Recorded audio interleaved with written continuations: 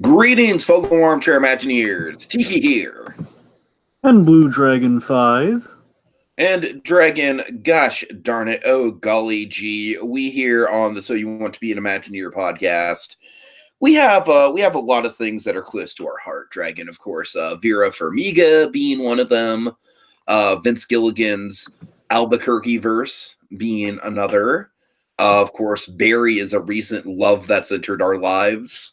But Dragon, I would say, outside of maybe Batman and Pixar for you, one of the big loves, one of the big things from the beginning where it's like, okay, if we can ever find an excuse to talk about it on the podcast, we will. That's right. You know what? You love it. It's the Muppets. Yep.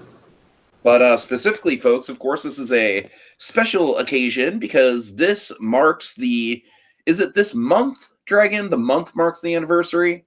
Well, I mean, this month, this very day specific. Well, I mean, the 31st of May. Okay, so the 31st of May. So, technically, if you're watching this on the East Coast, it is midnight over on the East Coast time. And we're doing it as close to the 31st of May as we can possibly get it. This is the 40th anniversary of the Muppet movie, folks, and we're celebrating it in grand style. Now, Dragon, this isn't the first time that we have done a podcast for a Muppet movie two different times. Of course, the other occasion that we did this was we talked Muppet Christmas Carol once on Seasonal Shenanigans, and then another time as part of our Muppet Movie Month Roundup. So with that in mind, we already talked the Muppet movie. We did a whole retrospective podcast about it in Muppet Movie Month way back in, what was that, Dragon? 2016 or something? Well, I mean, the very first time, again, it had to be a long while back. It might have been before 2016, if I'm being frank. Might have been 2015. That's the thing. It's probably in the earliest it could possibly be is 2014. I think Smart Money is 2015, though. So the point I don't think it was 2014 because I vividly remember that summer, and my whole summer was wrapped up in Guardians of the Galaxy and a Magic Mountain road trip. I don't think it would have been that summer. Okay, so the fact of the matter is it was early on. 2015, 2016 would be my guess. All right. Right around there. So we have done a podcast on the Muppet movie, but we have not done a commentary on the Muppet movie. And that is exactly what we are here to do to commemorate the 40th anniversary. So, Dragon, of course, when we did our rankings of the Muppet movies at the tail end of Muppet Movie Month, I believe I had this one fourth because I had it below the Muppets 2011. I had it below. No, wait, hold on. No. I had Muppets Most Wanted at 4, and then I had this at 3, and then I had the Muppets 2011 at 2, and I had the Great Muppet Caper at 1. Dragon, I gotta say, rewatching this again, as much as I love Great Muppet Caper, as much as I adore the pathos found in the Muppets 2011, this film is perfect. It's just the perfect amalgamation of talent and artistry and writing and sharp wit and humor, and it's just I love it to death, Dragon. This is one of those movies where it's I could just watch it again and again and again. It's like Jurassic Park or something to me. It's like in that caliber of, just a movie that I am never going to get sick of watching. Uh-huh.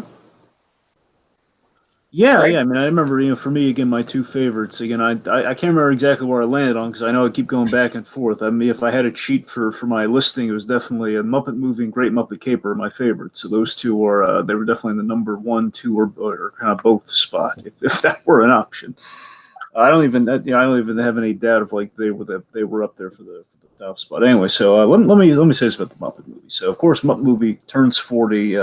All the 70s classics this year, a majority of them in recent years, but especially this year of late, the 70s classics have been turning 40.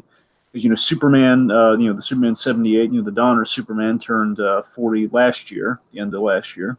And of course, it's basically a lot of the big ones, almost kind of year after year. I mean, I'm trying to remember off the top of my head here. Star Wars turned 40 in 2017.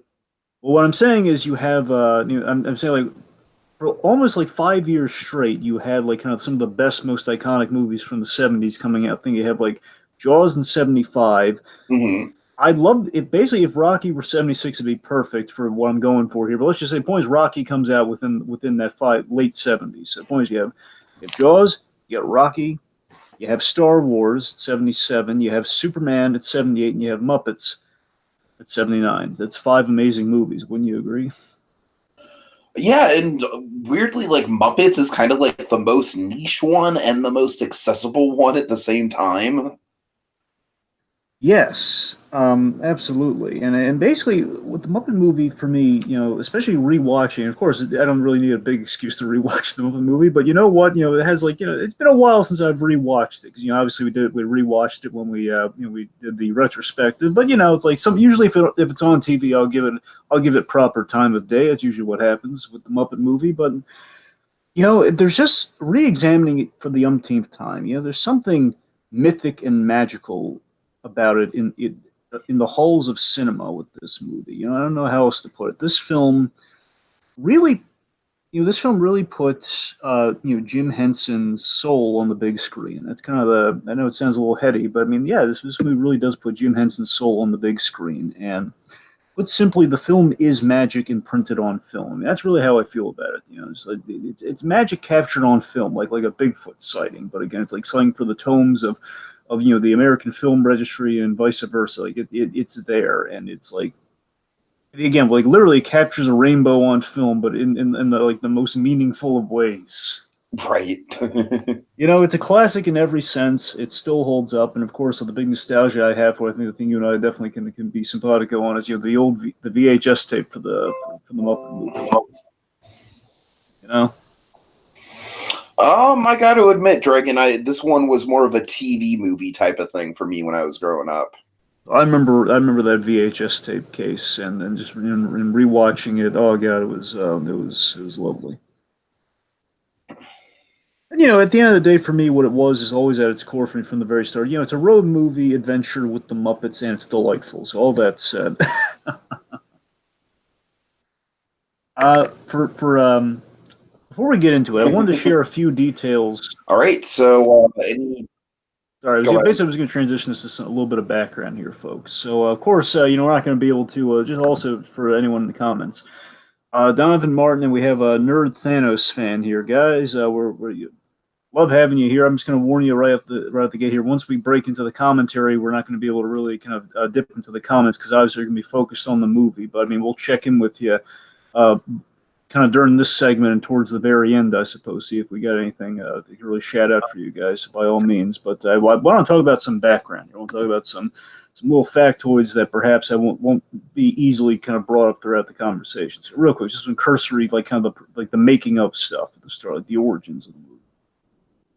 So, another movie. So Jim Henson's always had an experimental film bug in him. He's always had that. He did that timepiece short. He's done a lot of really interesting kind of experimental stuff. He's always had kind of the filmmaker bug, and he wanted to really with a movie. He wanted to take puppetry into the real world. In film with the Muppets, because of course at this point, he's really riding high with the Muppet Show. The Muppet Show, it runs for 5 seasons. People love it. It's kind of getting bigger and bigger. It's getting a lot of attention. And Jim Henson, he goes out on a high note. He pulls a Seinfeld. It's like we're bigger than God right now, and no one's thinking of canceling us. He ends it because he doesn't want to be typecast with the Muppets. But again, in kind of getting to what he wants to do with again kind of that experimental film bug, I'm gonna test the waters of puppetry with something that's kind of a known quantity that people love and I'm really familiar with. And I'm going to use this to test out kind of the puppetry in the real world, which kind of leads to these famous camera tests you can find on YouTube. The age old camera tests where we're out. They shot the Muppets in London. So basically, they took a crew and they took it's Kermit and Fozzie, and we kind of put them kind of like kind of the pastures of London. We just kind of had them interacting with cows and such, and just see like how would this look, outside of like because puppetry up to this point, it's you have really specially constructed sets. Like, can we take this on the road? Can we do a road movie with with puppets and kind of like really kind of broaden the worlds and kind of do something people haven't seen before. Usually it's like within a very distinct set or it's the locale. And Jim Henson, he brought the TV for the first time. Now he's bringing it to film for the first time. Big way. And and he really wanted to direct this movie too. I found this out. I found something I never knew about the Muppet movie, Teak, and this really fascinated me. I really want to get your reaction to it here. So, the director of this movie was James Frawley. Now, Jim Henson, he wanted to direct this, but he was advised, he was advised by Frank Oz and companies, basically advised by everybody, like, no, look, you shouldn't direct the movie because Brian, you're performing Kermit. This is your first movie, so maybe you don't want to burn yourself. But basically, he advised him, like, don't go the George Lucas route, man. We don't want you, setting your hair on fire with stress. We don't want that to happen. So they get James Frawley. Now, James Frawley, he was just kind of like a known, he's kind of not a major director. It's kind of like a guy who did like some teen comedies in the 80s. I mean, he was just kind of like more of a TV guy. So really, he's basically they got a director for a movie that probably not a lot of people would flock to if they're getting like this is the only time in the Muppets history, Tiki, they got a commercial director. Well, I shouldn't say commercial. They got like a non-in-house Muppet director. I mean, the only time this would ever happen down the line would probably be for the Muppets. But again, that's more like people know the Muppets at that point. So. Sure. So they get James Frawley. Now, James Frawley, and this is what blew my mind, James Frawley had a miserable time making this movie. Really? Yeah, Austin Pendleton. So Austin Pendleton, of course, wonderfully plays Max in the movie. Now, Austin Pendleton, James Frawley loves Austin Pendleton. He got him specifically for the movie, and you really look forward to working with him. That's why Max gets to do all the stuff he does in the movie. That's why he has kind of the arc and everything. And the thing is, so Austin Pendleton, he loved working with the Muppets because, of course, Muppets were kind of a known entity with the 5 seasons on TV. But again, he didn't enjoy himself. Again, he wished he was on a different Muppet movie because, again, James Frawley was just really kind of haggard and just like, again, like a guy who's not really bleeding, Muppets is just kind of, I assume, with again, this is a really ambitious movie. And again, if you're not the Jim Henson in the directing chair here, and you're just kind of an outside guy taking on this really ambitious, for the first time we see something like this on film, it's got to be a stressful. It really is kind of like the Muppets equivalent to like, or the puppetry equivalent, I should say, to something like Snow White and the Seven Dwarfs or Toy Story. In essence, yeah, it's definitely a Toy Story comparison. Absolutely. I mean, yes, it is. It's it's a groundbreaking film for a guy who's not really dialed into it. Who basically they're going to kind of like, again, like a guy who probably knows his stuff directing wise, and also I bring this up because James Frawley, unfortunately, he passed away this year. But again, doesn't that fascinate you, Tiki, that we have a guy who had a miserable time making a movie, yet look what he turned out. That boggled the mind. It's very interesting when kind of turnarounds like that happen in Hollywood, Dragon. Very interesting. So just brought one last thing or two here. So Jim Henson, his goal was to use the big budget of a film to really push the puppetry to the next level, which of course has some really again stuff that's a lot more commonplace now, but at the time again was really revolutionary stuff. Honestly, we're kind of marveling at now here and there. It's stuff that still holds up and kind of intrigues. And little fun fact, because we have a whole bunch of cameos that are going to come by us in the movie here. Oh God, yes. There is a story behind that. So the idea is that they had a specific number of people they wanted for the cameos. They had people in mind. And of course, like now again, word of mouth through the show, and that's how you can get like the big stars and everything. However, the reason we have the cameos we have now, because you got to admit, you look at this movie, especially today, and you're gonna see, man, those are a lot of random yet awesome pulls. I never would have put those guys together within the same movie, and the reason for that is there were scheduling conflicts. They had to rewrite cameos. That's why it's such kind of a famous kind of eclectic bunch of cameos, and that just kind of tradition sort of stuck going forward. That's why we have all these great kind of eclectic, kind of out of left field cameos, kind of the stars of the era within each Muppet movie. Nice. And of course, we have all the wonderful, memorable songs by Paul Williams, the great Paul Williams in this film, and we had some Muppet Show writers on this. We had Jerry Jewell and Jack Burns working on the movie. Okay, so I think it's all the good cursory stuff. Let me see if we have any. Okay, yeah. Basically, we also Tika. Just one last thing here before we get in from the comments here. There's a lot of Donovan and Nerd Thanos fan have brought up the fact that we've had some coincidental Jim Henson stuff come out today. Well, I shouldn't say today. Again, it's the 40th anniversary. I guess it was calculated. The Dark Crystal Netflix show. Oh man, I there's like so much Dark Crystal stuff that I really haven't been following at all. I mean, Dark Crystal is like one of the million TV shows in development right now that I'm really interested in.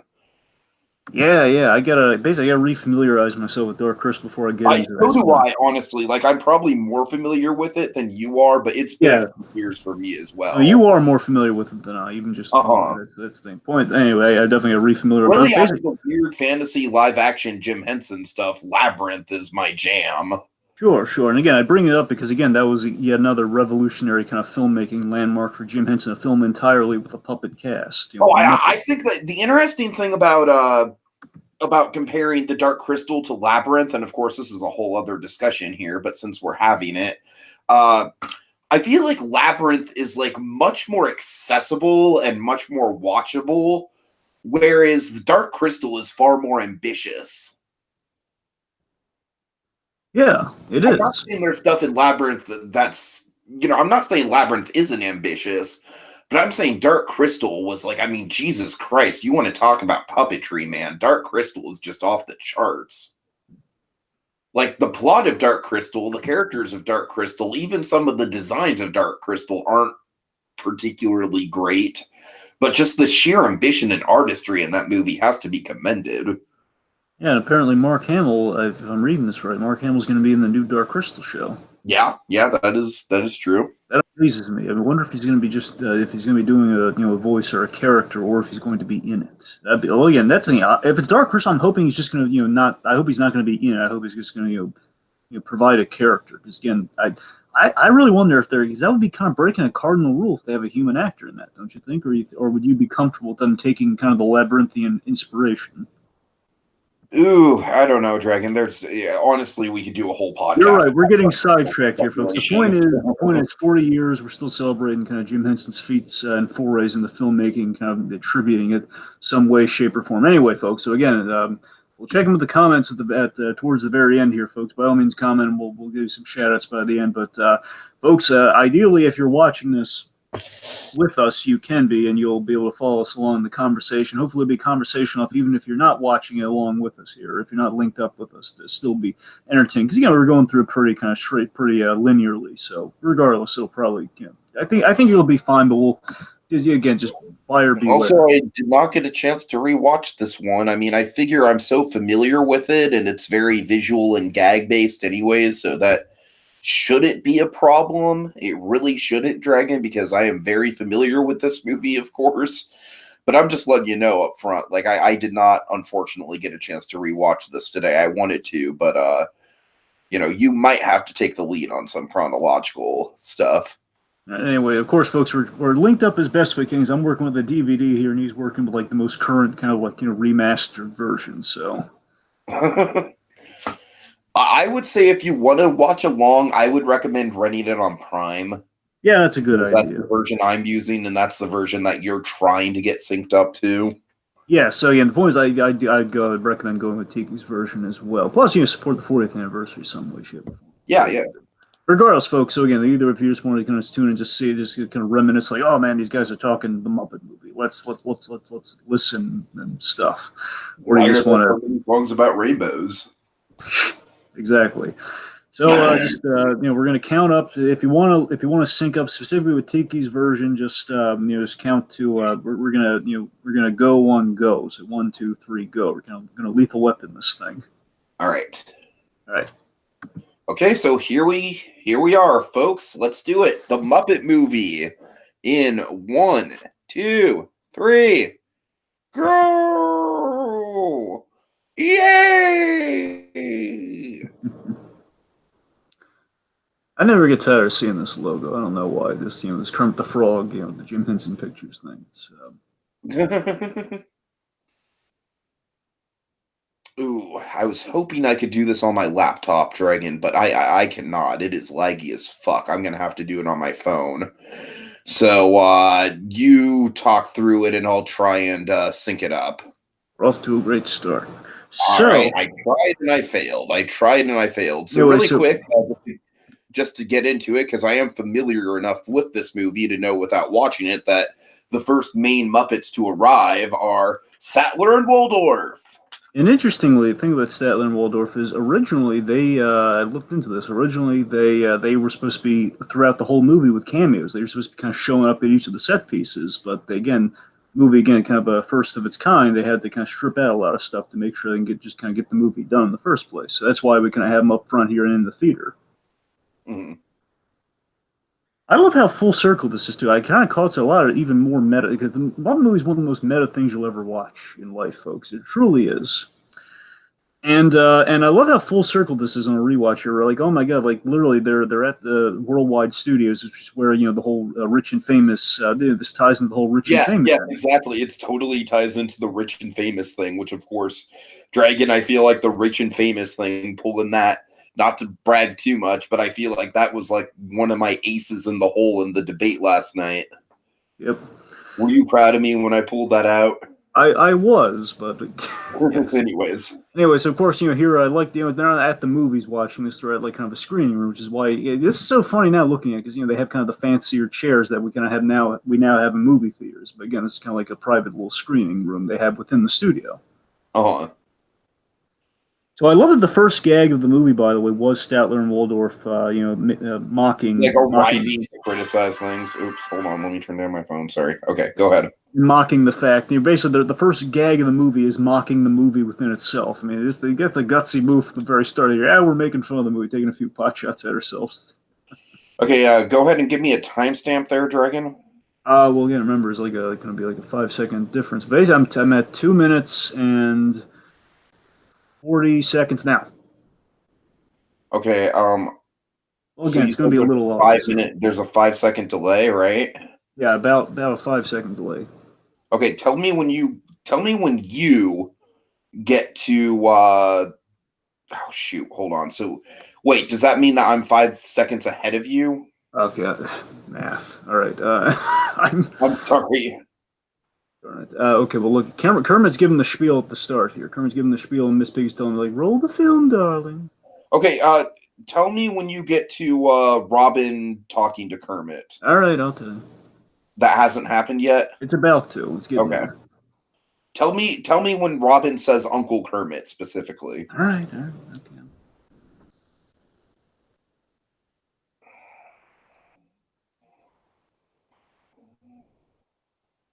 Now, right, so what? You just said it. Oh, shit. Okay, so Kermit's just told me it's approximately how it happens the projection, like the first shot, the cloud shot's on right now, the clouds. Okay, hold on. Let me fast forward a little bit. Well, basically, to cover a few things that we've kind of glossed over a little bit here. I do like at the screen while we have all these clouds kind of on the screen right now. I like we had like we had very little Sam Eagle in this movie, but I like that Sam Eagle, we have a little bit of payoff kind of set up here. Like, I hope this has socially redeeming values, which is kind of a setup for the America the Beautiful segment later on. Okay, Dragon, tell me when you see directed by James Frawley. Okay, that's where I'm at right now. All right, that would be coming at. That'd be coming at the end, wouldn't it? Yeah, I know. I just want to make sure. Yeah. But yeah, that would be the last credit. All right, so yeah, I'm terribly sorry, Dragon. You're right. It's like I very much feel like this opening, it kind of paved the way for openings like the SpongeBob SquarePants movie and stuff like that, where it's or even something like Frawley. Okay. Yeah, you're right. It is kind of like what we have with the SpongeBob SquarePants movie going in the theater. So you're right. It does pave the way. We're as close as we're gonna get, hopefully. All right. So, Dragon, why are there so many songs about rainbows, and what's on the other side? Oh yes, the Rainbow Connection. So what do we need to say about this? What more can we say about this? It is so iconic. It is, and again, like this is kind of the anthem in the heart of Kermit the Frog. This this opening song. It's kind of what it is. It's the anthem for the Muppets, but more accurately, the anthem for Kermit the Frog personally. It's again basically if you had the soul of Jim Henson in song, it would be this song. Well, I'll give you a personal story that doesn't entirely relate to the Muppet movie, but kind of tangentially connects to it. I think I've talked about it in the podcast before on Muppet Movie Month, but Muppets 2011, one of the reasons why that movie ranks so goddamn high with me is that I honestly do feel like the reprise of Rainbow Connection that we get in Muppets 2011 is the greatest Muppets moment of all time. Like it is the culmination of everything to me. It's like the Avengers Endgame assemble shot. And I just Dragon, I cannot even begin to tell you. Just like, like I've cried at certain movies before. One of the big famous ones at the end of Lord of the Rings when the hobbits bow to Aragorn and Aragorn's like, "My friends, you bow to no one." But that end of the Muppets 2011, that Rainbow Connection scene, especially when they join hands, Dragon, when they join hands, forget about it. I'm Waterworks City. I think the real reason for that, Tig, is the fact that, again, it's like when you really think about it, you haven't heard that song with that passion since the first movie. That's why. Mm-hmm. Now, a few fun facts here. So again, this is something really early on in the shoot when they shot this. I believe it's on a sound stage. I'm pretty sure. But what's really cool is, so you have Jim Henson in. I know I'm telling you just kind of stuff you already know here, but this is Jim Henson in a 50-gallon steel drum. He's really crouched in there with the microphone and everything, with a rubber sleeve, so he basically so he can puppeteer Kermit with with an air tube in there. I mean, that's dedication. If you ever Dragon, that's one of the things that's just always just fascinated me to no end about the Muppets is, like, to me, what you don't see in the Muppets is almost as fascinating as what you do see. Like, the lengths that these people have to go through to make these shots convincing. You gotta remember, Tika, this actually is a historic shot. This is the first time a hand puppet, again, specifically like the way Kermit's operated, a hand puppet has ever been kind of seen full body in a film. This was the first time. It's like it holds a record or something with that. Oh, sure. And also, like, they shot this. They actually used a little bit of animatronics in this scene, Tiki, for the banjo stuff. I'm not surprised. They used 3 Kermits. You have like it always bugged me that we haven't seen more animatronic Muppets at Disney parks. I mean, don't get me wrong. There's been a few. Don't get me started on freaking Muppet Vision 3D. I mean, I love Muppet Vision 3D, and I think that thing is just being treated so poorly right now. But of course, we have Muppet Mobile Labs with Beaker and Honeydew. But I don't know, man. I'd love to see like a full-blown like Pirates of the Caribbean scale attraction using all Muppets. I just think that'd be so special. So we have Dom DeLuise, the wonderful Dom DeLuise, and hey, look! I just rolled out of a Dom Bluth picture. Anyway, so I had to tell you, this is where I would play Bing Bong if Bing Bong was made in the 90s. Mm-hmm. I'm sorry. Go ahead. So, one, we have this hilarious Hare Krishna running gag. I love how Kermit starts things kind of dreading the running gag of Hare Krishna. But no, seriously, I love that we have we have this happy, likable frog. We've already kind of we kind of earned the right with the opening number that we just had. So basically, we built all the credibility in the world with Kermit the Frog. Even if you know nothing about Kermit the Frog, you now know everything about Kermit the Frog with that opening. And it's just this likable frog minding his own business who meets kind of an emissary of Hollywood within the Hollywood agent, within the wonderful Dom DeLuise. Just kind of plays, again, he's the guy who's really selling you on Hollywood so wonderfully. And again, I think this parallels. I think the movie structure, for the most part, kind of parallels I'm not the first to make this point. Just kind of parallels the trajectory of Jim Henson, where you have just kind of Jim Henson on his own, again, with an interest in puppetry that will evolve to, again, kind of Sam and Friends era. And through the movie, it would be kind of Kermit making these friendships, which would be the Sam and Friends era.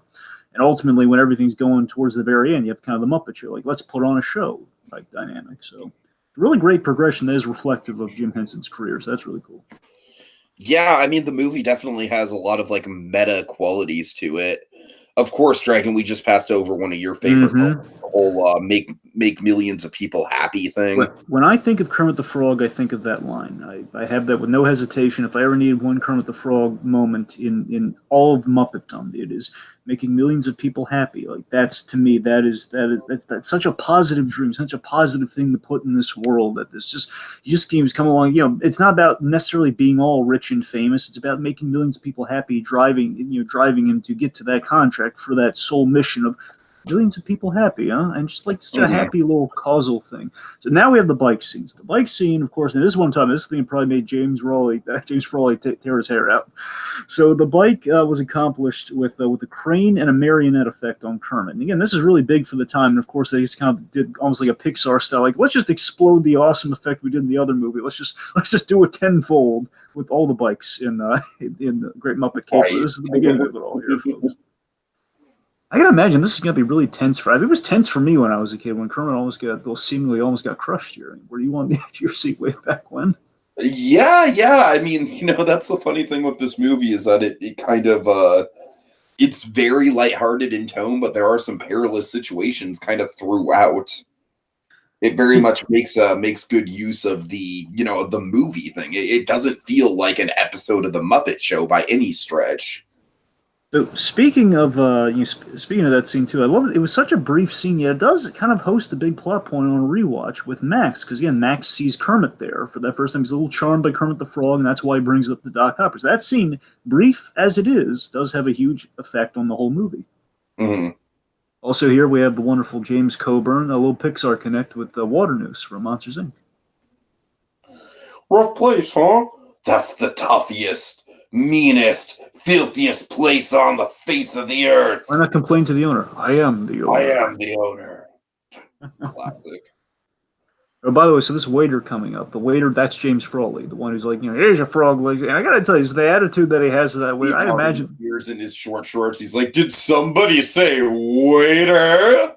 I actually had a revelation about. Calm down, not yet. I had a revelation about the short shorts, by the way. We'll get there. I may or may not blow your mind. To hear your short shorts revelation. I may blow your mind with it. We'll see. Anyway. Folks, we love the short shorts so much that we literally, during the Muppet Movie Month retrospectives, we gave the award for the best cameo in each Muppet movie the title of the Golden Short Shorts. Speaking of cameos, yet again, we have there's a lot of young Frankenstein alumni in this movie, because we have Madeline Kahn to the left there, and we have the wonderful Telly Savalas. Now, again, he wasn't in Young Frankenstein, but Telly Savalas, you got to remember, these were top-tier stars of the 70s. Kojak, man, freaking Kojak.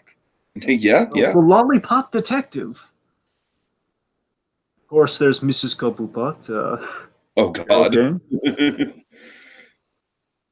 Yes, Paul Williams. So I got to tell you, especially here, I mean, bear in mind, he looked this way in the 70s, but I mean, remember the Dexter's Lab episode with Paul Williams? He looks very remarkably like the piano player here, doesn't he? Yeah, I can see that. Yeah. So the El Slizo Cafe, by the way, I love that. The El Slizo is very much a great Muppets location, Dragon. It's kind of in the same vein of the Holiday Hotel from Great Muppet Caper. It's just I love these kind of like locations that the Muppets inhabit that are literally just falling apart. So the El Slizo, by the way, do you get a Casablanca cantina vibe from it? Because I do. Yeah, a little bit. I can see that. I mean, like the beads and everything. Of course, I don't know, like a lot of the styles and the fashions on a lot of our guys here.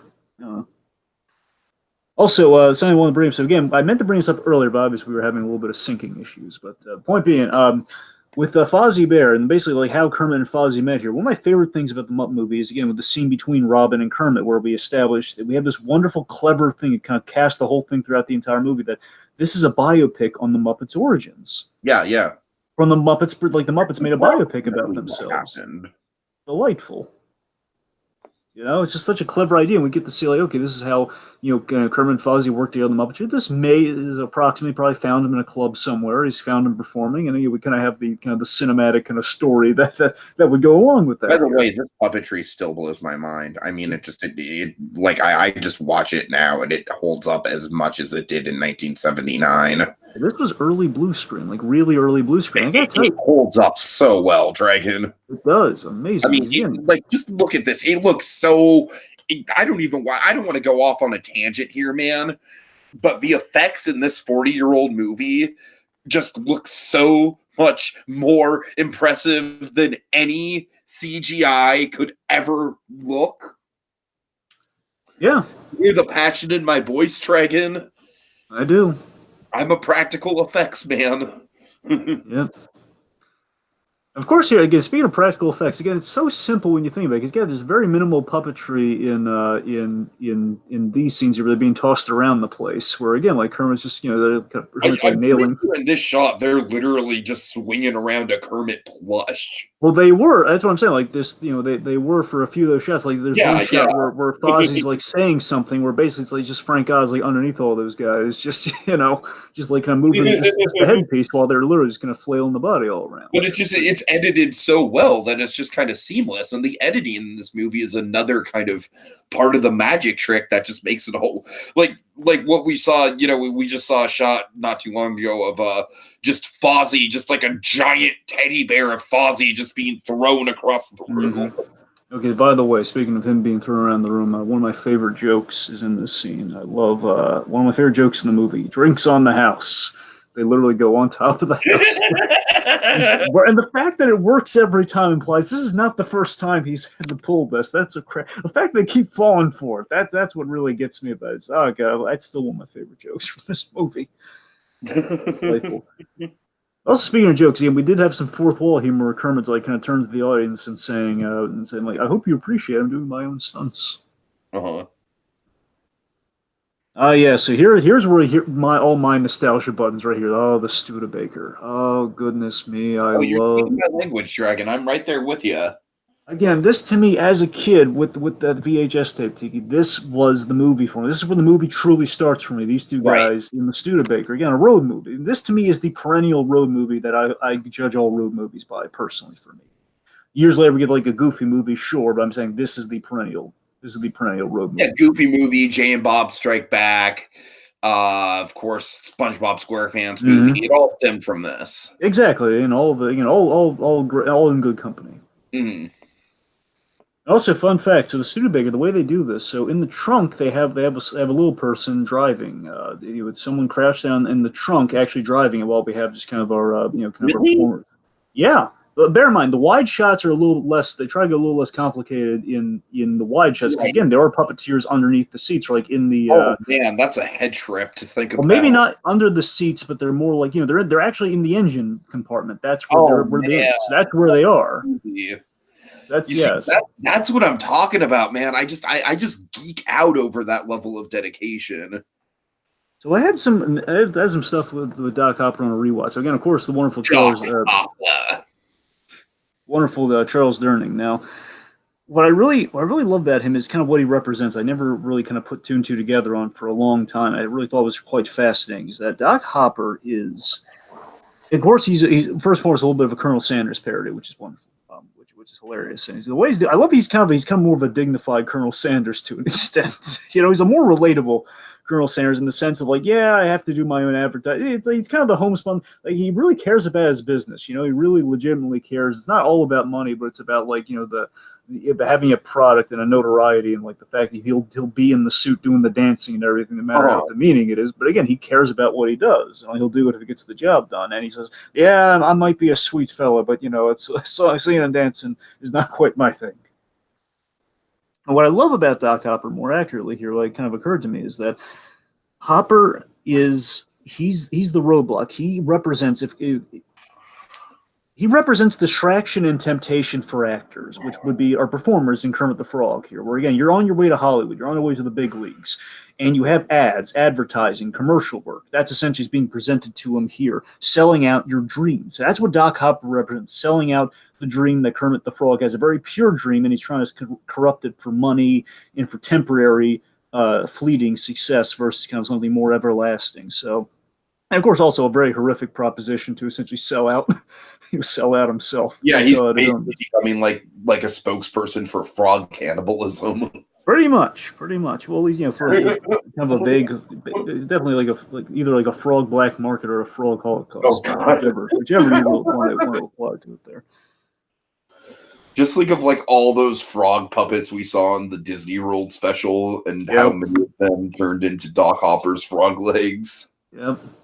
Of course, this gag here. I've always loved this gag, but I kind of again on a rewatch something kind of occurred to me here. So of course I love the whole follow that car, Max, with me in the car. I mean that's so delightful. But it occurred to me in that moment that oh my God, Doc and Max are they kind of parallel Kermit and Fozzie in their road adventure, and they're following this whole time. And they have sort of a dynamic there, where Max is kind of the Fozzie Bear, or Doc Hopper again.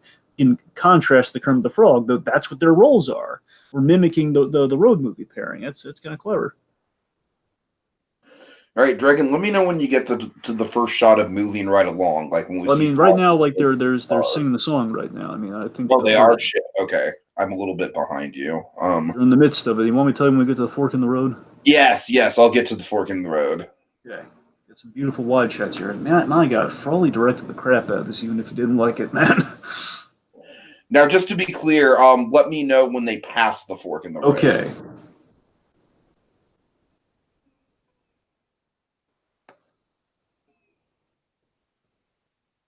It should be coming up.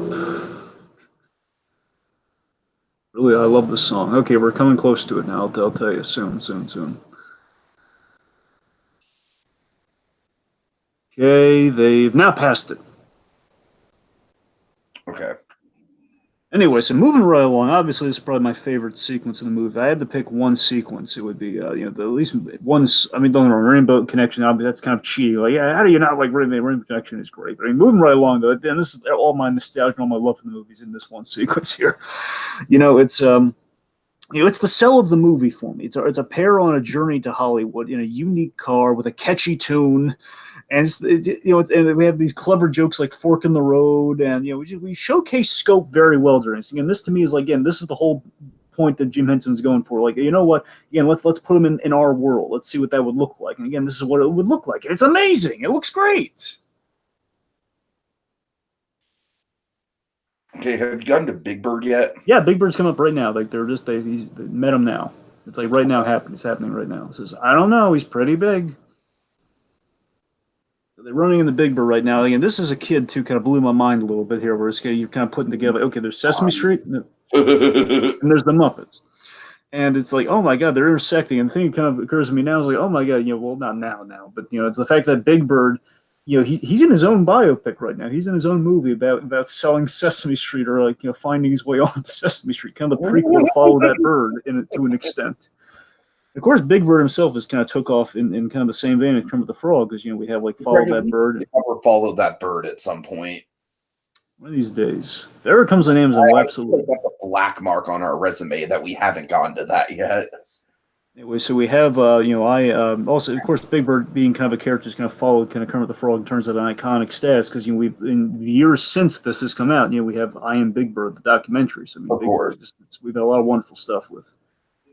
That's right, and I share my sentimental memory of the fork in the road. Of course, you know this story, but I just need to share it on air for prosperity. I've told it before on the podcast, but okay. I had a Muppet sing-along VHS tape, Dragon. That's where my Muppet VHS nostalgia comes from.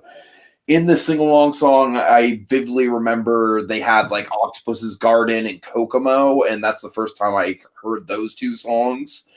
But I believe, like, right at the very beginning, they had Moving Right Along. And Dragon, this was before I even knew that this was from the movie or anything, right? It was just kind of like a sequence that they cut out and put into a sing-along, like a 20-minute sing-along montage. And it's the fork in the road, Dragon, and there's that big literal fork in the road. And Dragon, I swear to God, that fork in the road was my first visual pun ever. Really? Like, that fork in the road was literally what made, like, it taught me what visual puns were. Funny. And I'll never forget that. It's like I always credit that. It's like, yeah, that's kind of like the origin of my sense of humor right there. All right, anyway, let's get back on track here. Of course, by the way, real quick, I mean, Max did an excellent job with very short time painting Kermit the Frog on that billboard. I just wanted to shout that out there. He does. You know what was boggling my mind as a kid? And again, I know it's a joke now, but when I was a kid, I was always wondering, like, Myth just showed up. Where is she? Where'd she go? They walked behind the billboard. Where'd she go? But no, this is this is great. Again, this is the beginning of kind of Max developing a conscience. And I never would have figured that James Frawley, specifically saw it at Austin Pendleton. That would explain why he has kind of that great arc within the movie. And again, I've always liked that Max is a character. And of course, always fun with Austin Pendleton's showing up in other things. Of course, another Pixar alumni. He was in Finding Nemo, and I guess Nemo and Dory technically. Of course, I love the fact that you're wondering how the heck did Doc Hopper and Max catch up, like beat Kermit and Fozzie. Well, the simple answer is they got lost so many times during moving right along. That's how. That it makes total sense. Like during moving right, it's kind of like an Emperor's New Groove style joke, right? Like Yeah, it is. during this great, like awesome montage, it's like really they're just going around in circles in all reality. I like that it was just occurring to Max just then. By the way, the whole like, the whole fact that frogs on crutches. How did I never put that together? Frogs on Oh crutches. God. All right, so now this thing kind of really fascinated me on a rewatch right now. So we have these plot moments that, again, I love that it's the Muppets within that internal logic of kind of if they have a weak point in the plot of this movie, they compensate for it in the best of ways. They make fun of it, where they get lost, with the map gag, and they end up in front of the church here, and again they're getting sleepy, and we set up the fact they're going to fall asleep during the next sequence, and we need that to happen. So we say, "Man, we've been traveling a long way, haven't we?" And then just Fozzie instantly falls asleep until they're woken up by the music. So we're addressing the fact that, okay, we need to kind of set up that they're sleepy, and again the fact they have been driving without a break or without a stop, so that would make them tired. So again, it makes sense, and again, it is kind of addressing They've been driving around in circles, like probably aimlessly, but yeah, they have been driving for hours. Yeah, it's just like I love all these clever plot devices within the logic, and I don't know, I just think it's really cool.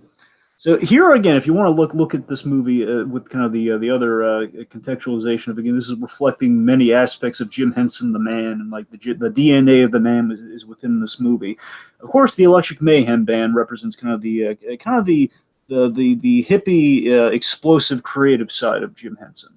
It's kind of what we have with the Electric Mayhem Band. Again, I do not understand how there's not an AA Electric Mayhem band somewhere in the world. That is an excellent point. I don't understand how that has not happened. I really don't.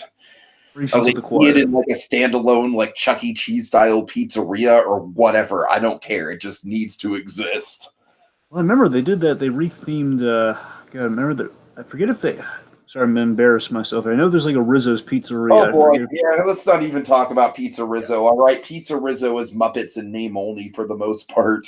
That's what I'm saying, but I'll take it that they didn't do anything. I mean, Doug Jones likes it. Well, Doug Jones. I listened to a podcast where Doug Jones is like, "Hey, I think people are too harsh on Pizza Rizzo." Yeah, that's refreshing to hear. But generally speaking, Dragon, yeah, Pizza Rizzo. Like, I haven't even been in there because it's been closed both of the times I've been to WDW. But I digress. Suffice to say, I can pretty much guarantee you there's not a full AA Electric Mayhem band in there. I completely forgot until a rewatch they were turning the church, because I remember you always remember they're in the church, but I forgot why are they in a church, and we have a great reason for it here. It's this really kind of clever gag that they're turning into a coffee house. No, right. That's why they're painting it and everything. That's why they're gonna like tie it into like gospel music or something, but no, they're just doing like a very hippie type thing. Yeah, and also again we set up another plot point there. That's why they have all the paint. Okay, this is my favorite, but again, this is the most Deadpool-like joke within the thing, and I love it. It's one of the best. Again, Deadpool, as much as I love it, folks, and there is a Muppet reference in Deadpool for good reason, because again, they owe a lot to the Muppet movie in the first place for doing these jokes. I'm not joking. That's why we would have, some reference to the Muppets within the Deadpool movie, because again, this is like one of the great examples of having they literally whip out the script. Yes, the screenplay. I just love the fact that the screenplay is literally a part of the movie. Again, this is why the Muppet movie is something special, man. Because we do jokes like this, and it just plays perfectly. And again, it solves an issue. We don't have to go through it. This is the cinematic exposition if I've ever seen it. This is the most cinematic way you can get exposition out of the way without anyone being bored. Yeah, absolutely. And again, here's the sleeping thing. So again, if it's a plot thing, but again, we've justified it or made a joke about it. Therefore, it's not a problem. Like, okay, man, it's awfully convenient. They've kind of topped out just now. But what I love coming up to, by the way, I don't think I'm ever going to do it justice. But I love that while they're sleeping and everything, I love the beginning of Can You Picture That? Where you just have this mind blowing shot from a plexiglass point of view of just we go from like this kind of quiet passive scene to like teeth. Pour in this beautiful psychedelic yet very simple shot, plexiglass, and then painting and spilling 2 cans of paint on the screen. I love it. It's just the shock and awe. And again, it's that hippie, explosive, creative side right there. That's Oh yeah. wonderful. And This again, is one of the more underrated songs in the movie, honestly. it is, and I'll tell you why. Here's the thing. So this, admittedly, this sequence, can you picture that? Admittedly, is just introduce the band for later. That's the main reason it's in here. Just introduces the band, and we know that. And here's the funny thing: what they do does not work at all. Not for less than a minute does it work. But here's the thing: the film knows it. The film knows it because they're saying, because Kermit's even asking, "Oh, gee, thanks, I guess," because again, it's like it's not going to help at all. And that's the thing; it's just to introduce the band so they can save the day towards the third act and kind of be introduced into the main plot. So that's the thing: that this sequence is entirely pointless, but you don't care because it's fun. Yeah, exactly. It's just I don't know. I think the wordplay is clever. I like that each of the band members gets a verse to themselves. Yeah. I'm saying that again. They again. It's a perfect sense. It's just such a perfect sense of balance to the movie in every capacity. Even if something's lacking, it compensates for itself flawlessly. I love the line Aurora Borealis shining down in Dallas. That is a good line. Just fun wordplay. Again, Tiki, that's Paul Williams. You want to learn about some Paul Williams? Paul Williams still alive. That's the movie. Anyway, little fun fact, folks, check it out. Can you picture that? So the Studebaker, it's going to be coming up, by the way. So the Studebaker went fully. So basically, each Studebaker, each version of the Studebaker has two cars. Okay, so there's, basically in the wide shots. I think during the wide shots you have an average car, so someone could drive it, perhaps, or maybe just kind of have it driven with the characters in it. A little 60s Batman spin, by the way. That's about. Anyway, sorry. The point is there are two Studebakers, two versions of Studebakers, and you have the painted one actually is in a Studebaker museum. This one. Nice. Yeah. Basically, the Studebaker being all painted up leads to a really cool visual gag, with the billboard. So that's kind of, again, it was all for like a little visual gag. It's short lived, but still kind of clever. Ooh, this funny line by Max though, coming up though, was just really funny. Where it's just, "Hey Max, you see a frog and a bear and a Studebaker?" Says, "Well, gee, Doc, no, I see a frog and a bear and a rainbow-colored Studebaker." Just Austin Pendleton rocks, man. He just is. Just saying with that line straight, just I don't know why. They recognized us, Fozzie. What do you mean? There are hundreds of bears around. They recognize you, you mean? What do you mean? Says, well, there are hundreds of bears. All right, I love the fact that they just blend into the tie-dye billboard. That's a great visual pun. That's what I'm saying. All right. And here he is, folks. This is the part of the Muppet podcast where I get to brag about the fact that I've been in the same room as Dave Goelz and been very close to Gonzo as he was performing Gonzo and yada, yada, yada, so on and so forth. I basically lived the Muppet fan dream. But yes, here is my personal favorite character for totally biased reasons. We have Gonzo.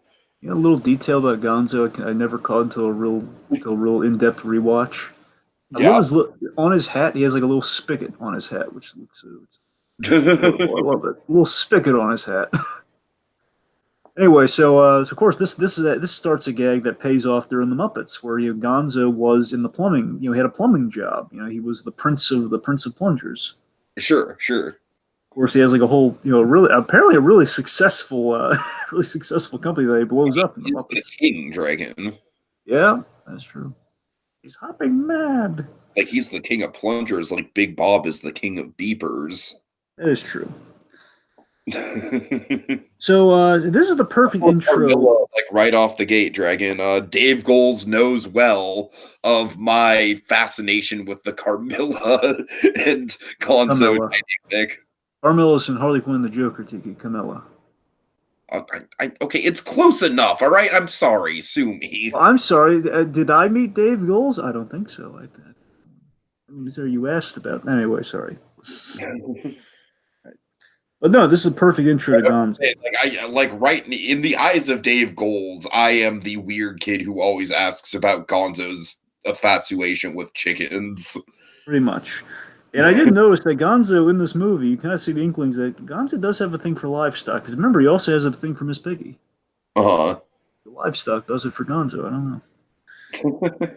Anyway, but with the entry of Gonzo, we have a perfect introduction to him here. With the entry of Gonzo, we start to enter the broad humor of Act Two.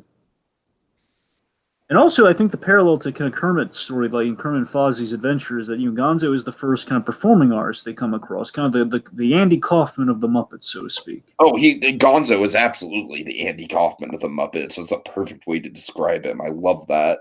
Here we have a huge megastar of the '70s. Here, the wonderful Milton Berle. Not even the '70s. I mean, just the big star.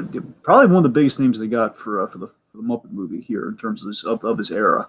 Uh-huh. And of course, Milton Berle is doing some great kind of like car salesman comedy here, where it's like, the fenders for narrow garages. Okay, that's funny. All right. There's just a lot of '70s charm here. I don't know what to tell you, man. There's a lot of '70s charm, and of course, mainly '70s charm and like the difference in pricing, where you can get a car for $2,000. I think it's like does that hold up? Maybe not, but it's cool, man. It's just freaking cool. So, Dragon, can we just geek out about Sweetums for a little bit for like the next couple minutes? All right, sure. So Sweetums as Jack, and of course this is where all my Muppet Vision nostalgia kicks in here with Sweetums. Every time I think of Sweetums, I think of Muppet. Yes, yeah, the whole like, has anyone seen a bunny? Yeah, and you know why that stuck with us so much, right? Because it's the first. It's like in life, it's like, oh my god, he's walking around, and that's it's like we're in the same room as a Muppet. Yep. That's why. Of course, this $11.95 thing it was a $12 trade in. Of course, just like in swatting this fly, it's 11. It's $12. You owe us a nickel. It's just it's wonderful. So yeah, the gag with Sweetums getting left behind is like a classic Muppet running gag that like goes from movie to movie, and I love it. Of course, the real reason Sweetums is left behind is because he's too big to fit in the car. That's the real reason they bring Sweetums along.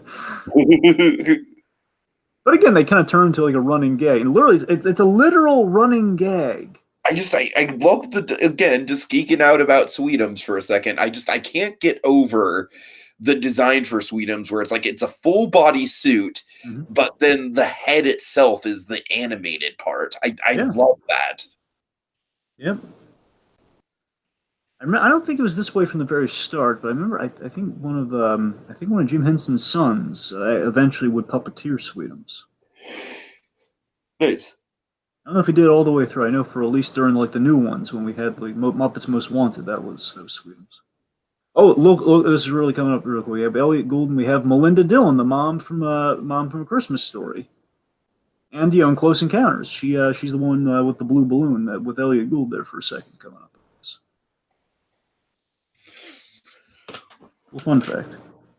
I did not know that until of all the cameos in this movie, they had some secret cameos. Like, oh my god, it was Ralphie's mom. Oh god. So anyway, again, we're really relishing in the road movie here. I kind of noticed something. Each act of the movie is a different genre of Hollywood, an old Hollywood film, an old Hollywood. We have Act 1 is kind of your Hope and Crosby sort of road movie. Sure. Act 2. Again, at least the climax of each act, like towards the end of Act 1, that's when the road movie really is kind of in full flourish. End of Act 2 is the romance, and end of Act 3 is the Western. Yeah, I can totally see it. Yeah, and like you said, those are all kind of like genres of the age that this movie's kind of trying to lampoon. Now, real quick, we got to talk about Edgar Bergen, who just kind of passed, or he's about to pass. Edgar Bergen, of course, was Jim Henson's idol. He was the way we idolized Jim Henson. That was the way Jim Henson felt about Edgar Bergen. He owed everything with the Muppets to Edgar Bergen. As far as he was concerned, that's when he really kind of gave a puppet personality and kind of made an animate come to life in Jim Henson's eyes. That's why the film is dedicated to Edgar Bergen, as well as the fact that this film was like This was the last time Edgar Bergen was ever seen on film. Like this, he passed away within the same year that they made it. This was a big deal for him. And I know Candice Bergen always speaks fondly of Jim Henson paying tribute to her father. And I had no idea, by the way, Candice Bergen was the daughter of Edgar Bergen until recently. This is the first time learning of it. Yeah. Murphy Brown's dad is Edgar Bergen. I had no idea. And you know what's really cool? I love that Edgar Bergen was breaking the fourth wall with Charlie McCarthy, saying, "Folks shall never know." Basically, it's like in a moment of cinema, you have Edgar Bergen giving the blessing to the protege that would kind of take over. Sure. Yes, we got to talk about Miss Piggy. Yeah, and I kind of compliment the restraint the filmmakers showed, like, waiting a whole act to get to Miss Piggy. You know what I mean? Absolutely, and something we've always we talked about this a little bit during the retrospective way back when. But Miss Piggy, I think you'll notice Miss Piggy, her design is they've improved the puppet each iteration. Like through the Muppet Show, they've kind of made alterations to get it just right. Because for a while there, Miss Piggy, again, she was like the old Denise puppet. Remember before they redesigned Denise for the Muppets TV show we kind of talked about. And, yeah, that was I mean, look, I did like that show overall, but yeah, that puppet was not great.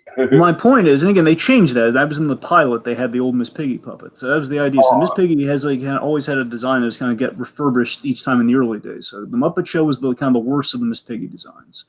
Then you have this, which is a vast improvement from the Muppet Show, and I think that we get perfected. Like the perfect Miss Piggy is Great Muppet Caper. Then on, where we're kind of using that model, just giving her different hairstyles. I think that's kind of what we're working with. I mean, am I anywhere close with that, or?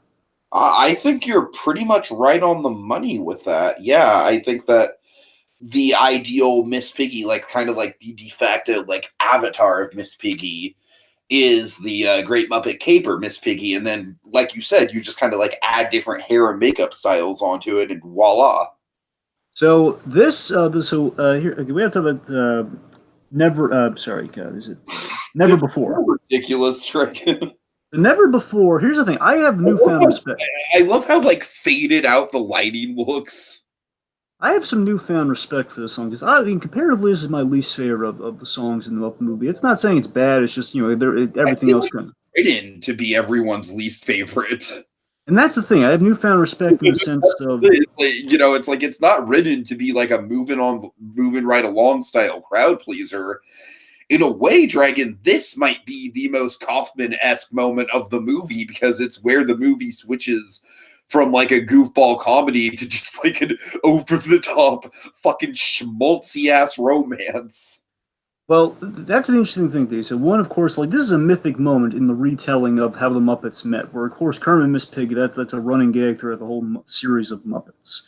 And of course we have like the sparkle of the eye followed by essentially a montage to, again, I can't even break it down. It's that vast where we have all the iconic Hollywood romances, like like a little bit of seriously like the boat ride. Again, I have to cite they don't even have to cite all they cited so many classic Hollywood movies within that sequence. And originally they were going to use the Johnny Mathis version of that, but then Frank Oz was so hilarious as Miss Piggy singing that song, they kept it in.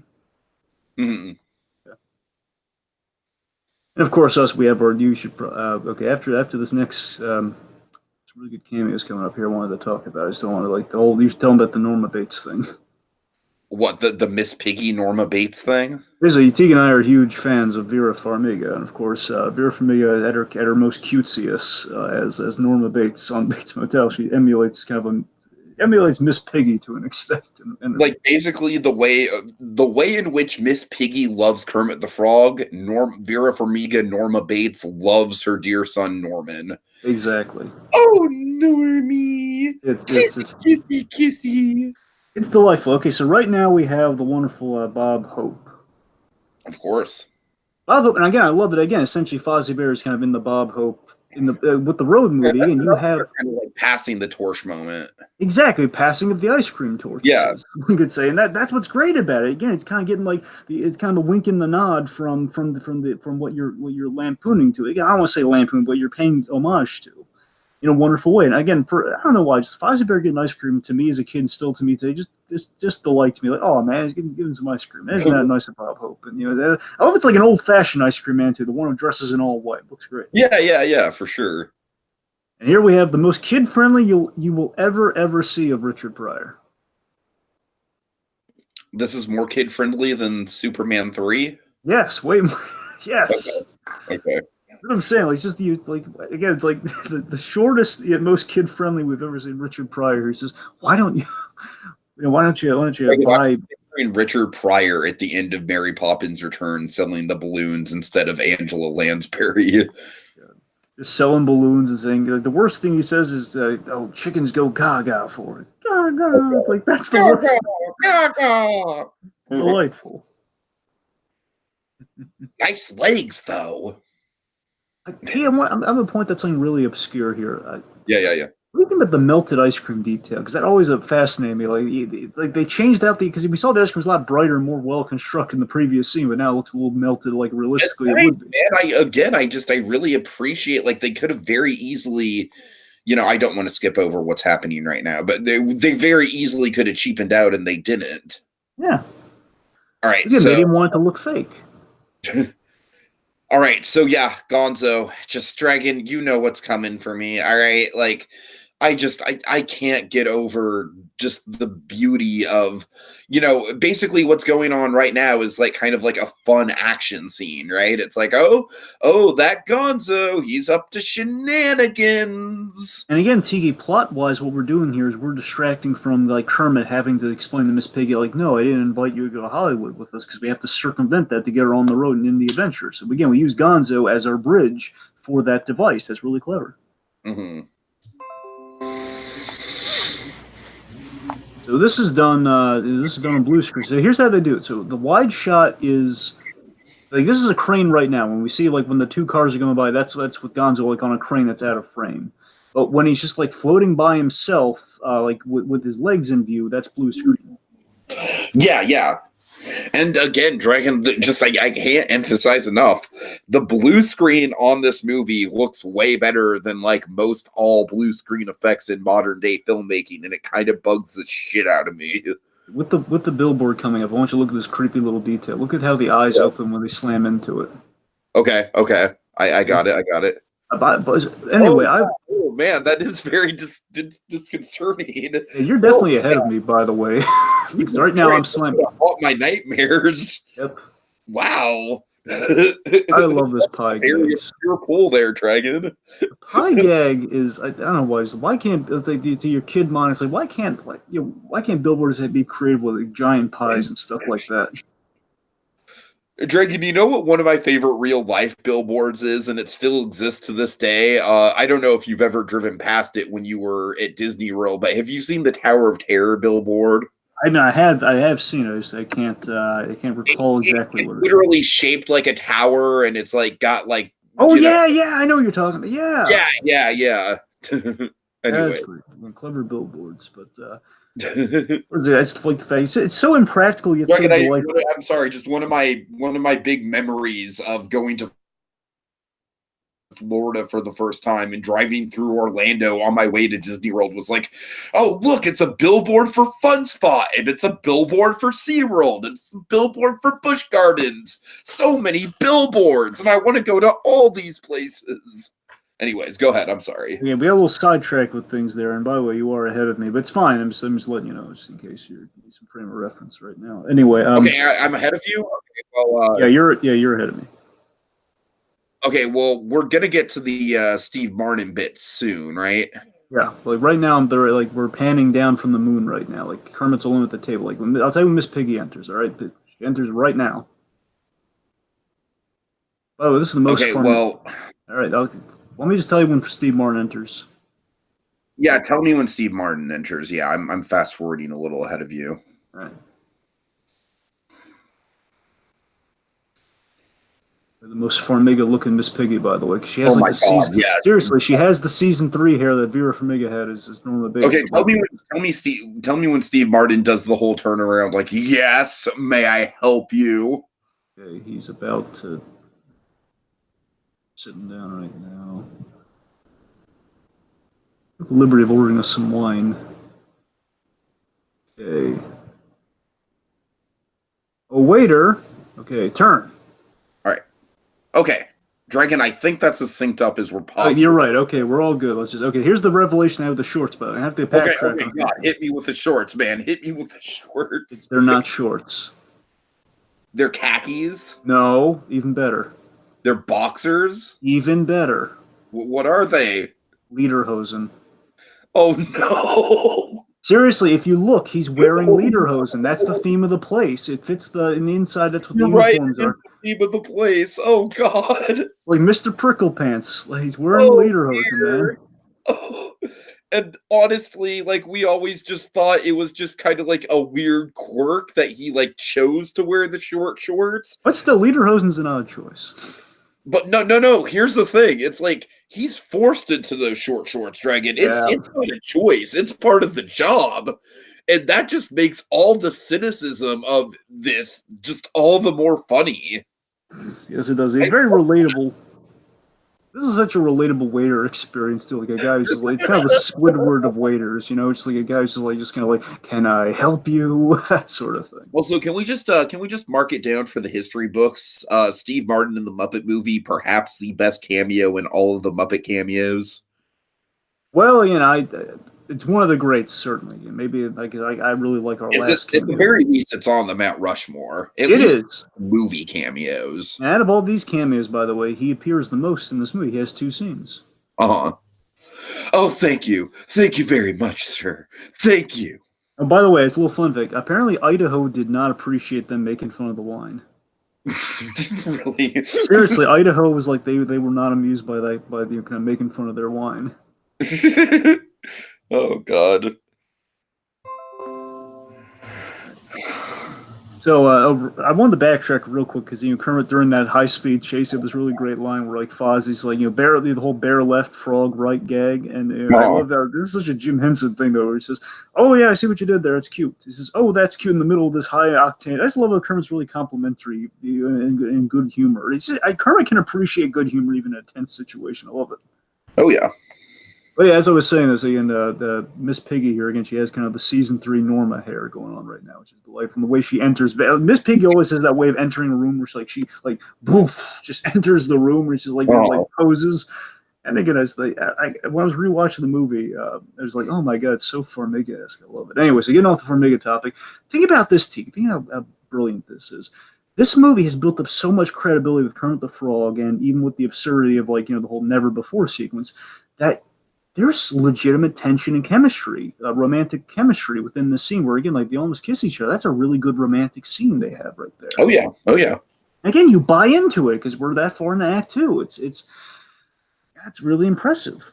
Again, it's like this kind of thing you think might go a little like people like, oh, Kermit and Pig, ain't that so cute? But no, seriously, that's why we can say that because there was like a legit relationship built in from the start there. Of course, Piggy takes a call from her agent, and she'll be back in just a little while. Also, I know it's past. I just wanted to mention it real quick before we get to one of my other favorite scenes in the movie, probably second to Moving Right Along, at very least second favorite song. I love the bottle cap gag. Like, would you like to smell the bottle cap? Such a Frasier joke, After watching Frasier, since I've seen the Muppet movie, it's like that is such a Frasier joke. And of course, this came way before Frasier, but it's a highbrow joke, and I love it. Would you like to smell the bottle? So this is a really great scene. I love this scene holds a special place in my heart because it's again you have the two very iconic, like early in Jim Henson's career, like two of the big iconic the two famous Muppets that Jim Henson performed and did with Rolf the dog, who was famous on the Jimmy Dean Show, which those are hilarious, by the way. I recommend you check out the Jimmy Dean Show stuff. Mm-hmm. And Kermit the Frog, and there's having this really nice quiet scene between the two of them, just kind of singing a song together and just kind of talking about lady troubles. I mean, it's just a really great intimate scene. And a catchy song. Yeah, and again, it just very much Rolf is just kind of fitted into this origin just very seamlessly. He's just kind of like the piano player at a bar that Kermit gets into a casual conversation with that develops into a friendship. Again, it's sort of like, it's kind of like he's the bartender lending a sympathetic ear to an extent here. That's exactly, yeah. Role is here, and also this is really clever too. Of course, Jim Henson, he has two characters perform in the scene, doing a duet with each other. That's not an easy feat. So what they're doing here is, right now separately, they're being cut in between Kermit and Rolf, but of course they're going to share a scene. Like Kermit's going to move closer to him. When they do that, get some wide shots too, right? Yeah, some wide shots. So here's what happens. So when Kermit walks over to him, They're inhabiting the same space. Now, I could be wrong here. I want to say Jim Henson's performing, because usually Jim Henson plays at least one arm on the piano and Rolf's head. Now, in this case, I believe he's doing Rolf and Kermit's movements. But Kermit is lip synced because they recorded his thing already, and they're kind of linking that up with Jim Henson singing live as Rolf. Okay. Mixing in the match, literally. God, that is just a level of talent, Dragon. Oh man. Again, I'm just geeking out over it. Just watch it. Like, look at it. Look at what we're watching on screen right now. It looks so simple, and yet the man performing it, he had to get Kermit's mouth movements down. He had to get Ralph's piano playing down. He had to get Ralph's voice down. I mean, it's just, god damn, there are so many layers to what's going on right now. By the way, okay, two things. One, I love the obvious question that Steve Martin's asking through both of these things. Are you Miss Piggy? I'm like, who else is going to be Miss Piggy? And are you Kermit the Frog? I mean, that in itself is great. But I also want to take a moment to acknowledge it because we don't really see it through the rest of the movie. Kermit wears the 70s remarkably well. Doesn't the 70s look good on? Like that suit looks. He's rocking the Hefner look right now. The red jacket. Yeah. Well, again, you're thinking of smoking jacket, but right now, again, it's just like the red. You can't get away with red suits these days like this one. It's good on 70s chic, man. Jimmy McGill would love that suit. Anyway, of course, I mean, Doc Hopper's threatening here. It doesn't quite occur to you that, oh my God, Doc Hopper's he's in the restaurant food service business. Therefore, like when he threatens Miss Piggy's going to be ham hocks by morning, I mean, that's a legitimate threat. The menu, boys. Also, again, this is stuff you can't get away with now. Like you have like a lovable puppet character who's being threatened with guns. Yeah, for sure. All right, so now, of course, Kermit and Piggy are in quite the predicament right now. They are. Oh, something I wanted to mention with Miss Piggy, I kind of forgot to mention earlier on, is that, Miss Piggy, I love that she, again, is kind of in the kind of comparison to Hollywood. Again, Piggy, she has an agent, and, we make a distinct point with her. I mean, also at the end of this scene, too, is where we make a distinct point with Miss Piggy, where she is... she's a very self-motivated person, as in, again, she's the actor on her own. She's very much kind of, I guess, the Barry comparison, which, again, there's a little, there are definitely shades. Sally Reed. There are shades of Sally Reed in that. Totally Sally Reed. But you see what I'm getting at, right? That again, that's her connection to Hollywood, and it's kind of like an everyone for their self mentality, and again, it's kind of bridging her to kind of becoming part of a team, become part of Sally Reed is obviously the hero of her own story. She's kind of like the most talented actress in the world in her eyes. It's like through her lens, with the self-motivate. Oh, it's so clear, Dragon. Yeah. Yeah. Also, Mel Brooks here has entered the fray again, another of the Young Frankenstein alumni. And of course, this hold on to your hat gag still cracks me. Like, when a German scientist says you hold on to your hat, you hold on to your hat. Hold. He's basically a used car salesman. Computer and egads, what's that? It's Armin Zola. Who actually appeared in Muppets Most Wanted. Yes, he did. Look how in love he is with this machine. Like, he's one that it's already passed, but like kissing the machine and stuff. And it's creepy. Funny, yet creepy. Yeah, of course, Mel Brooks always known for his over-the-top characters and, comedic, just the gestures and the physicality of his roles is very, very much his signature. Absolutely. Again, they're in really good company, both just with the creativity of the mind and the performance. Look how fearful Kermit is just now. I just love it. It's such a simple fact. How do you express fear with Kermit the Frog? Well, you have him shake and just kind of get a little lower. Mm-hmm. And I like how overall he's kind of the used car salesman of mad scientist. Would you agree? Yeah. And the idea is essentially he's proposing, again, it's a more kid-friendly version of it in terms of using this big old clunky machine. But remember, he's essentially saying, let's lobotomize Kermit the Frog and make him into a spokesman.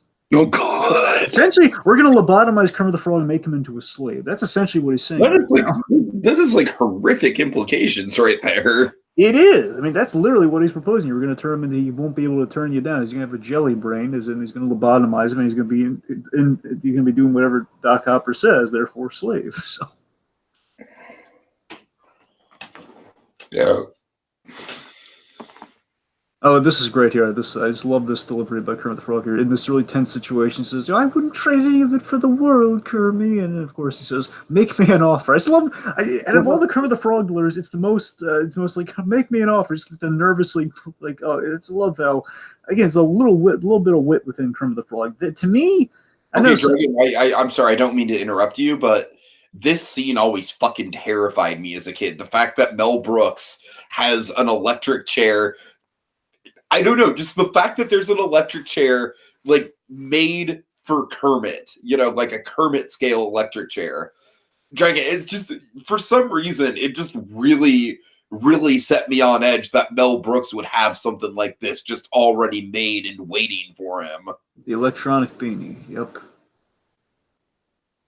It's just like, how many other frogs does this guy lobotomize? That's what I want to know. That's a more horrifying question. Again, I'll remind you. I kind of picked up on that horrific implication that if he's already got a chair the size of a frog, like, this must be a routine thing, man. Just the mere presence of the chair. I will remind you that, again, he does have a familiarity with Doc Hopper, implying that maybe that's how Doc Hopper gets a lot. I'm not saying in every case, but again, maybe in the unwilling cases, or if he can't trick a frog into the restaurant. Wait. The unwilling cases? Like, what would be the willing case? I'm saying, again, we saw what Doc Hopper was doing just to get Kermit to perform. He's like offering like $500, and that's what I'm saying. Like, he might. I would say he could trick or like manipulate the frogs, or again, assuming there's some that just don't wander into like, captivity. So I'm saying if there are any ones that like say, "Wait a minute, what's going on here?" That's what I'm saying. Cerebrectomy comes in. So Miss Piggy getting some great action. I love her bug eyes during the hi-yas. Yep. And of course, there's a very simple effect that just kind of unfurled where just basically you have like a Miss Piggy puppet not being puppeteer, just kind of being thrown down on top of all the goons. Mm-hmm. And of course, now he gets his little, he gets a frog mine. That's appropriate. Good comeuppance for the Doctor. Yeah. Okay, something blew my mind when I rewatched it in this scene right here. So, Miss Piggy gets a call from her agent. Very convenient, out of left field. Okay, why? They've gone to a different location entirely. It was most likely in a different location. You're there somewhere on the premises. But let's just assume it's a different. Point being, randomly gets a phone call right at the end of the scene. Uh-huh. Phone call from her agent. Yes, Marty? And of course, little Miss Piggy does this sort of thing too, because I love how she gets really frank on the phone with her agent, by the way. Right. Also, when she gets really frank, Frank Oz. She's like very loving and caring towards Kermit, but and again, that's a Sally Reed thing, man. You don't fuck with Sally Reed's professional career. Yep. Anyway, so what happens here is, again, so Miss Piggy literally walks out of the story right now. She's taken out of the story, and it's kind of a low of lows moment for Act 2, essentially. I mean, for one could say. And what happens here is that, again, we don't have an out for this scene. That's why this happens, Tiki. It never occurred to me until rewatch. Like, oh my god, that's why the film strip breaks. There's no out, because what scene are we going to see? Like Kermit saying, "Well, guys, I don't know. Miss Piggy left." Well, honestly, I feel like it might be a good place to put the Rolf scene if we didn't already get the Rolf scene. Possibly, yes. I mean, that's a fair point. And the other thing too, again, is think about it. We reintroduce. So impatient, he's eating the chair. A seat cushion, animal. That's what I'm saying, Tiki, is that, again, they also reintroduced Piggy really, really fast. So either, again, it was like they kind of shifted where the Rolf scene was going to be, or. Sorry, I'm quoting the captions at this point. I'm sorry, go ahead. You're actually trying to make points. Most likely what is happening here is the fact that, again, we have to reintroduce Miss Piggy. So, again, we don't have an out for the scene, and two, we have to take her out of the equation so we can basically get, kind of like have them meet again on the road, and we don't have much time in between. Therefore, we got to have something in the middle breaking these up, along with kind of the patriotic section of the film here, thanks to Sam Eagle. I'm convinced Sam Eagle is responsible for this. It's not 100% in the movie, but again, it's implied that he wanted the socially redeeming values. I'm sure that behind the scenes, Sam Eagle, like this must have been like a studio mandated request from Sam Eagle. Exactly. Like, just hypothetically speaking here, I'm sure Sam Eagle had like some sort of producer role on this production. Yeah. The American bear opposed to the Canadian bear. Yes, so we're about to introduce. This is a really pleasant line that Doc Hopper has. I completely forgot about here, where Doc Hopper's he's about to basically introduce Snake Walker. He says, "Hold it, boys! Hold it, boys! Hold your fire!" Another thing that's like kind of straight out of the fucking SpongeBob movie. Yeah, it is with Dennis. Yeah, absolutely. Yeah. So here's the thing. So he says, "Boys, no offense to your progress so far, but I brought in a specialist." Again, he's like saying, "Hey guys, don't." I love he's not yelling at his guys there. He's just saying, "Guys, no offense to you." That's really good consideration. Doc Hopper, again, he's not a bad guy. He's doing horrific things kind to of like frogs. a Nick Ford villain, if one could say. The original Nick Ford. God.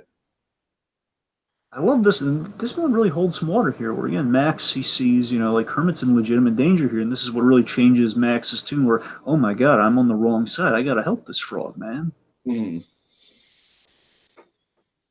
Also, by the way, I love it. So throughout the movie in various sections here, and it sounds like a really uncommon. It sounds like a really common occurrence, but still, I just wanted to point that. I love how we have the recurring musical themes of the songs that we've just heard playing under these scenes, like Rainbow Connection in places. Here we have like a reprise instrumentally of I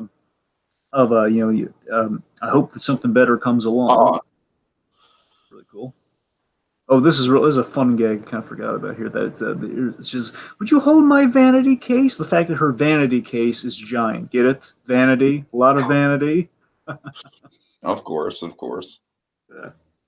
Visual pun. So yeah, again, that's the thing. It's completely random that she's just raises the question: why the heck did we take her out of the equation in the first place? And again, the only logic is that again we're making the point about Miss Piggy again being kind of an all for herself actress who then kind of becomes part of a family. And I feel like it's also kind of making a point of like films maybe being too artificial with their low of lows sometimes. Quite possibly, yes. Where sometimes the low of lows are like so phoned in that it's like it's really like, really, guys, like, why even bother? It might be kind of critiquing the whole cliche of the misunderstanding in romantic comedies. You know what I mean? Yeah. Oh, by the way, there's a really clever joke I caught on a rewatch of this scene too, where Kermit and Piggy, they're kind of going for the huggies. And when that happens, we then have Doc Hopper on the radio saying, "And that's the music that was playing here. That's the music the Hug Frogs by." Oh man, that's a good catch. Oh, I love it. Piggy calls him Mon Capitan, by the way, because of like how Kermit takes control of the situation. Reckon, honestly, I am convinced that this is a movie. It's like I throw around the term Pirates of the Caribbean a little too much on the channel, but whenever I throw around the term it's a Pirates of the Caribbean, I mean that it's something that you can revisit and go back to over and over and over again, and each time you're going to take away a little bit something. You're going to get a little detail, maybe a little bit of thematic quality to the screenplay that you hadn't realized before. It's like, this is a Pirates of the Caribbean movie where it's like, it's just like there's so much there. It's just all over the place. So, awesome fun fact for us, by the way. So, something does correlate to something we bring up often. One of the main locations in this movie. So, of course, there's sorry, let me rephrase that. For the third act, our main location is Albuquerque. Oh, nice. See, this desert area, this is like, the deserts of Albuquerque, New Mexico. And later on, the ghost town especially, that is also Albuquerque. So, a little correlation to the Albuquerque verse. All right. Of course. Now here's like the real. Okay, this more accurately is like the actual. It's the real low of lows. But again, you got to remember the movie's really economized with its runtime. So that's the thing. So Miss Piggy is kind of it's a low moment that it is mocking itself for. Yeah, it's kind of a brief low moment. But this is like the real. Like things seem really truly hopeless here. So again, if you want to, you could basically you could have your cake and eat it too on that if you wanted to, or you could say this is the low of lows moment, whichever. So. Here we have we have one of your favorite moments in the entire film here, right? This is honestly one of my favorite Muppet moments ever. Would you care to share with the folks why? Well, I mean, obviously, like the fact that I've met and conversed with Dave Goles on a couple of occasions doesn't hurt. But I don't know. Like even before I interacted with Dave Goles, I've always loved this bit. I've just always thought it was just so powerful. Just simply put, the fact that Gonzo is a daredevil. That's always been his shtick. That's always. And this film gives an origin to it to an extent. Not only is it an origin, but it places such a goddamn amount of pathos to the Daredevil stuff that it's like you can't help but look at the Daredevil stuff in a different light with this song in mind. I'd like to try. You can tell me if I'm crazy with this, Tiki, but again, I kind of found a parallel with Gonzo's song to Kermit's song. Gonzo's song is, what he's speaking. I want to go back there someday, and his experience of floating with the balloons and just kind of being kind of going to the sky. Essentially, Gonzo's song is about like wanting to get back to something, and Kermit's song is about wanting to find something. Yeah, and I think also with that is that Gonzo was, he had the never-ending dream of the sky. The sky, like sky's the limit in the old analogy. So like Gonzo experienced like a never-ending dream of a sort. And I think this is a build-up to the rainbow at the end of like you're drifting aimlessly through the sky, and it's a wonderful experience. But of course, ultimately will lead you to the end of the rainbow, the big payoff of the entire film. So I think transitionally, we're kind of getting to the big rainbow payoff of the entire film through this song. I think the song is really the big transitional point in getting there. It's the endless pursuit with the reward of the rainbow. Am I making any sense there? Yeah, definitely. Also, this was this is Jim Henson's personal favorite song from this movie. I mean, I can see that. It's to me, it's like, yeah, it's not nearly as iconic as Rainbow Connection, but I think it's maybe a little bit more like, if not as poignant as Rainbow Connection, I think it's less I feel like the thematic qualities of this song are less vague than in Rainbow Connection. Like this song conveys the emotions a little bit more clearly. Yeah. Whereas like Rainbow Connection is a little bit more eternal. It's a little bit more kind of like, like you kind of really have to, like, the lyrics could really mean anything for the Rainbow Connection. It's a great song, don't get me wrong, but I'm just saying, like, the Rainbow Connection, there's like a million different ways to interpret that song.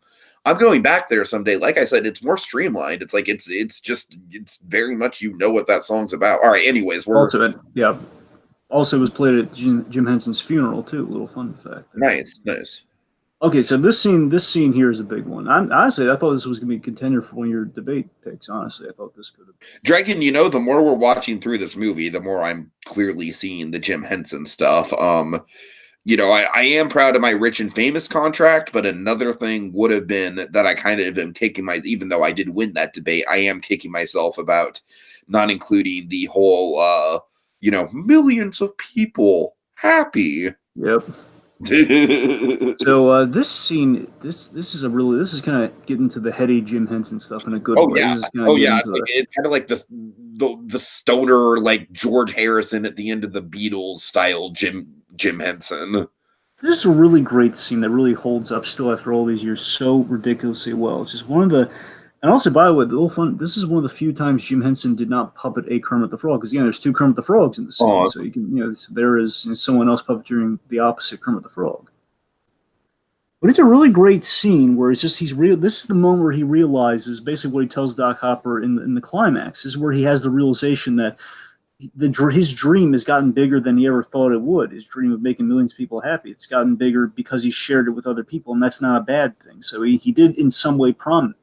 He didn't make a promise to them. They all coincidentally have the same dream that aligns with his promise that he made to himself. And we visualize that with him talking to himself, confronting himself about the promise that he made to himself. Like that's great. Yeah. By the way, just because we haven't mentioned it all so far, oh good. Oh good. He was in this during that Robin during the earlier scene with Robin. It says, I don't care what anyone says, I'm having a good time. Oh good. Oh good. And then when the Swedish chef gets the projector back up and running, oh, good. And of course, the first one actually the second one is when Fozzie, you okay? You've tucked me into it. Oh, good. Oh, good. I just love how nonchalant that whole scene was. By the way, where Fozzie was just like, Or Fozzie's like, nope, I don't do a team. He says, okay, that's fine. And he says, okay, you've talked me into it. I just love how I can definitely say that "oh good" is part of my like day-to-day vernacular. it's the lexicon for sure. Okay, so by the way, again, we had this wonderful payoff of the Electric Mayhem band, and again, through the screenplay, we bring it back in a wonderful way here with the Electric Mayhem band. They've come to save the day, and again, representative of what Kermit's realization was in the desert. If they can't, they'll always find a way. Oh, sure. I'm sorry. I saw the opening and I took it. Okay, my point is so again, literally we visualize what Kermit's realization was, where okay, he shared it with more people, and again, people who he shared it with before in the Electric Mayhem band, they've come back and they've now saved him from the ditch that they kind of found themselves in. So again, it's literally more people, and they're singing "Moving Right Along" again as kind of like the Electric Mayhem version of it. So again, it's like we're redoing the road movie, but as a family road movie. Yeah. Good stuff. Of course, this is great here with Max, and again, really good. Again, the old motorcycle cops. There's intimidating, and then there's cool intimidating. This was cool intimidating. It's no cop and Psycho, but it's a lighthearted version. Of course, a little bit of a boy who cried wolf situation. They don't really believe him. Sure. But again, like Max, I love that Kermit's like, okay, give him a chance to explain here, guys. Let's hear what he has to say here. And again, I love that Max. Again, this is the full Max's arc coming to fruition here. Where again, he's seen the horrors of what Doc Hopper has in store for Kermit the Frog. He was never in it like for anyone to get hurt. It was just in it like kind of do what Doc Hopper says and kind of make a living. That's all. Just kind of maybe get a bonus. That's all he wanted, just a bonus. Mm-hmm. And again, this is where Kermit emulates a little bit of Captain America here. I got to be honest. Where Mon Capitan Frog, I guess the French version of what Miss Piggy would be calling him. Where Kermit the Frog, he doesn't like bullies. He's going to stand up to a bully. He's not going to kowtow to him. He says, I can't just run. And of course, like chase music's one of our specials. No, we can't just run. He's going to face his bully in a ghost town. This is where we hit kind of the Western climax of it all here. An old ghost town. So now this is like a ghost town. What like outside of Albuquerque? Like this is a real ghost town. Yeah, real. Yes. Nice. At least I can't say with the utmost certainty, but I'm very certain. I'm pretty sure. I'm pretty sure there's some ghost towns in Albuquerque, or at least around Albuquerque, and I wouldn't be surprised. I'm saying is I'm pretty sure those exist, and I wouldn't be surprised if this was one of them. There is a chance it could be a soundstage, but it matches the desert environment we saw. I don't know. I'm pretty sure. I mean, it very much feels like the Knott's Berry Farm ghost town, which, if you know anything about Knott's Berry Farm, you know that ghost town strives for realism. So, yeah, I feel like they did their job very well. Oh, you know what, actually... to a certain extent, outside of, like, the Butts and Honeydew stuff. Okay, real quick, actually, and I want to correct myself there, because, no, actually, I know for a fact it is in Albuquerque. Okay, it is in Albuquerque. Okay. So yes, Honeydew, and this is another example of a scene that is somewhat pointless, except it delivers a major plot point. Mm. Again, once in the gadget nut that I am, I'm always open. I'm always game for Muppet Labs. I'm always game for them, especially in Muppet Vision and such. I'm always down for whatever Honeydew's got cooked up. Dragon, one of the things that I kind of remembered as a child when I went back to Muppet Vision is, do you remember when they're like pumping up Waldo and he's in that moment where he explodes and then all the Waldos like are projected around the walls? Do I? Yeah. That moment used to scare the crap out of me as a kid. I can understand why. Because it was just like the thing is, every time I would go into Muppet Vision, I'd be like, all right, this is going to be great. I just need to get that past that one part where Waldo blows up. After that, smooth sailing. Oh, there's a little bit of a dirty joke in this scene. I don't know if you caught it. It's of course it's about the Instagrow pills and like it grows the giant prune and everything. And I believe Floyd says, "What else can they make big?" And basically, they say like the effects are sadly temporary. And we go to Beaker who says, "Sadly temporary." Oh, God. So again, the idea is sadly temporary. So again, a bit of a dirty joke there. Sadly temporary. It's kind of lingering and of course, if anyone is going to be the butt of said dirty joke, it's going to be Beaker. True. Oh, man. So, by the way, been through a lot, but man, that's got to be one of the most degrading things that Beaker's gone through. I love how they're shooting Kermit in this western setting, this high noon setting. By the way, and, if you notice on the left, Jim Henson is in this scene. Jim Henson and Frank Oz are playing some of Hopper's goons here. The one with the beard is Jim Henson. So, you can see it really clearly through Doc Hopper's leg shot here, but this was the hilarious scene to me on the reverse shot. Just Kermit standing in front of Hopper and the company. That's like a stuffed maquette. it's and we saw how hilarious it looks from between the legs, where again Kermit's not emoting at all in that scene because stuffed maquette. That's the only way you could do it. Again, but it still holds up, right? It's the closest thing to a laughable effect, but it's still pretty solid. Sure. Okay, this is one of my favorite bits in the movie too. I know I've been saying that a lot. Forgive me, but seriously, this to me, this moment legitimately gives me chills every time I watch the movie. It really does. Where he's talking about having a dream with everybody. Basically the dream getting better the more people you share with, the lesson you learn in the desert. And it kind of makes us a family. Do you have anyone like that, Hopper? Yes, and then this moment here with Doc. That would have also been a good contender for the Jim Henson thing during the debate. This moment with Doc Hopper here is this is what gives me chills here, where he says, "I don't think you're a bad man, Doc. I think if you look in your heart, you're going to want to let me and my friends go. But if you're not, I mean, if maybe I'm wrong, maybe if you don't understand what I'm saying, just kill me." That's a gutsy moment in this movie. Yeah, Jesus Christ. Man, they would never get away with that nowadays. One of the most compelling performances from Kermit the Frog is in this scene. This is an Oscar-worthy performance for Kermit the Frog. It really is. And so, by the way, I had no idea about this, but did you know there was some debate between Frank Oz and Jim Henson about how this scene was supposed to go? No, I did not. Here's the thing. So Jim Henson wanted to redeem Doc Hopper in this scene. He wanted to go the other way. And Frank Oz argued, no. Again, Frank Oz being a little bit more of a slightly cynical guy. He was like, it's like Doc Hopper wouldn't change. I'm so glad that they listened to Frank Oz because, again, how great a moral is that? Is that, again, Doc Hopper, again, Charles Durning plays that scene, again, opposed to, again, to a puppet. He plays that scene so well because Kermit the Frog is such a real character within this. He just plays it so well. Like he contemplates it, but no, it's not always going to work out that way. So this is a mind blowing thing, by the way. Did you know that animal here? Jim Henson did not want to use a miniature at all during this scene. So that's a 60-foot animal head puppet on top of the building. Really? I don't know if it's specifically built on top of the building, but there was a 60. It might be. I think it's like a forced perspective thing, but there's a 60-foot head, I guess behind the building. Oh God!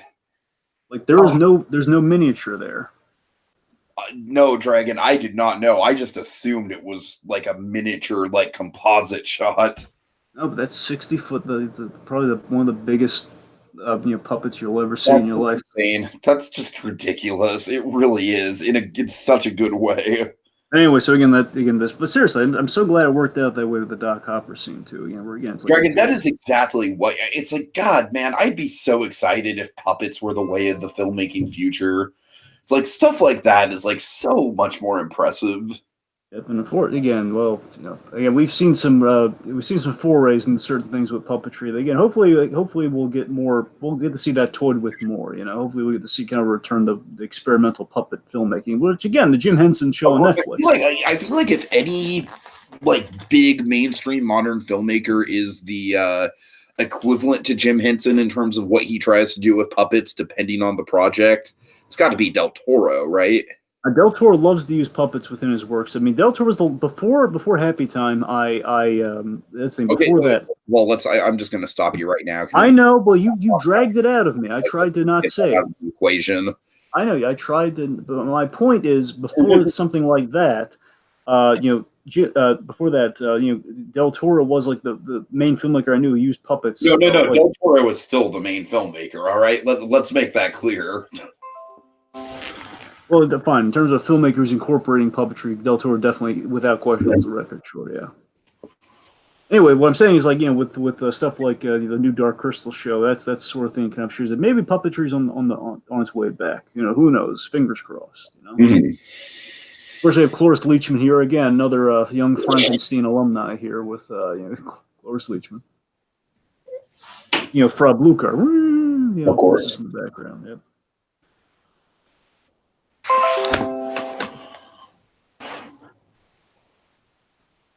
So yes, we're about to enter the scene. This, for me personally, at least within this movie, again, there were so many great cameos, but to me, the most important, the most, well, I love the Orson Welles cameo so I much. mean, Steve Martin's the most entertaining, but Orson Welles is definitely the biggest, like, kind of like most thematically relevant. To me, this is, by the way, Lou Lord.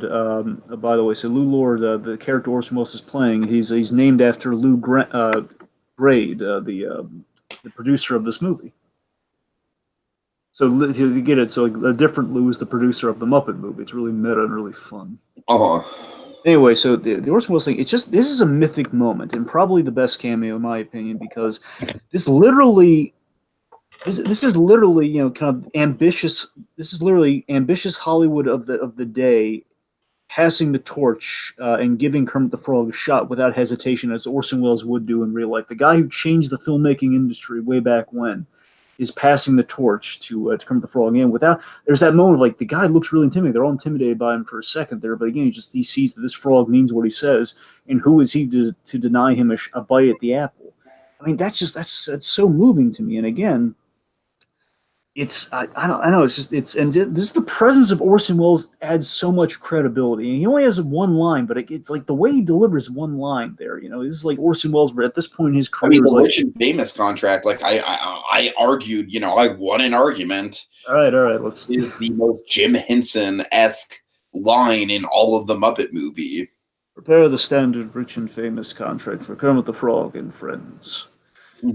It's a mythic moment. That's the best way I can describe it. And Kermit's reaction is so on the money, and again, that's where you epitomize a bit of Jim Henson right there. Like, you get this really good news, but that's a lot of pressure, man. It's a big, you got what you wanted. You get, your dream has come true. But I mean, just the shock of which he responds with that. That's good acting. Mm-hmm. And also, by the way, the way they got Orson Welles was Jim Henson actually did a pilot for Orson Welles. He was featured on Orson Welles did a pilot for the Orson Welles show. I don't think it was an unaired pilot, so I don't know how it did. But the Muppets, he interviewed the Muppets and the performers in Muppets on that show. Like, you know, Kermit, Fozzie, and Gonzo were on that episode. That's kind of how Jim Henson got a lot of the stars in the Muppet Show, because a lot of people owed him favors, or he would kind of do work with a lot of other people, and he would kind of knew a friend and knew a friends. That's kind of how he gets Orson Welles there. Sure. So this last song here, so Paul Williams, this is the one he had the most trouble kind of getting right. He had the most trouble cracking this song, because again, like, how do you top? Like, again, they had to reprise a little bit of Rainbow Connection there, but how do you get it in there? Like, how do you end the movie on this song? Again, this movie where so many things are happening within this, and like, this is the one that gave him the most trouble. I mean, I can see how it's definitely a feat. Yeah, it is. Where you really need something that's as catchy and, you know, kind of like sentimental as it is. Like, just, I feel like in this one, the visuals kind of speak for themselves with how many Muppets are actually on screen by the end of the song. And that really is what gives it its memorability. And, you know, of course, it's not as iconic as something like the Rainbow Connection, and it's not as poignant as something like I'm going to go back there one day. But it's a good song. It's a good song. And it kind of, you know what it kind of reminds me of is it kind of reminds me of the, obviously without any of the deep thematic, like, tragedy that the La La Land epilogue has. But it kind of reminds me just in style of the La La Land epilogue, where in terms of just like the composition, in terms of the music, you know, we're putting a little bit of everything into this one final number. Also, again, does parallel, again, kind of like the creation of the Muppet Show or the Muppet movie, kind of from Jim Henson's, kind of the career parallels there. And of course, it really sells the fun of filmmaking. And also, again, this is where things get really meta here, because yet again, we're making the movie that we are watching right now. This is literally a movie within a movie within a movie. Again, like them watching the movie that they just made, which essentially this is them making that movie. Right. Within them having made the movie, just recreating the movie that they just made. So basically, it's like 16 walls, to quote Deadpool. That's what I'm talking about here. Okay, so something really big is coming up here. I'm going to have to preface it because it's going to go by really fast. And again, it's one of the most beautiful moments of the entire film. Okay. So the last shot, you know, which again, the music, that's the thing that this guy has. Like all the puppets? Yes, so in yeah. Basically 1978, more specifically 78, but 79 in terms of like when the movie's coming out. That is every Muppet of that Yep. date. Yep. Up to 78. That's 200, over at least 250 Muppets with like 137 extra kind of first-time Muppeteers, I should say. Like just people coming in to kind of pick up the slack. And Jim Henson had given them a crash course in kind of cinematic puppeteering, apparently. And I knew John Landis was on the set. I had no idea why he was on set until I really kind of looked into it. That John Landis, he was on set during the first scene when he's in the Bears. Like, where's Jim Henson? Like, where's Jim? And apparently he was stuck in the he was oh yeah, he's in the 50-gallon steel drum. Like, oh my god. Anyway, so you have a lot of people, some famous names doing some like one day. All of that shot was done in one day.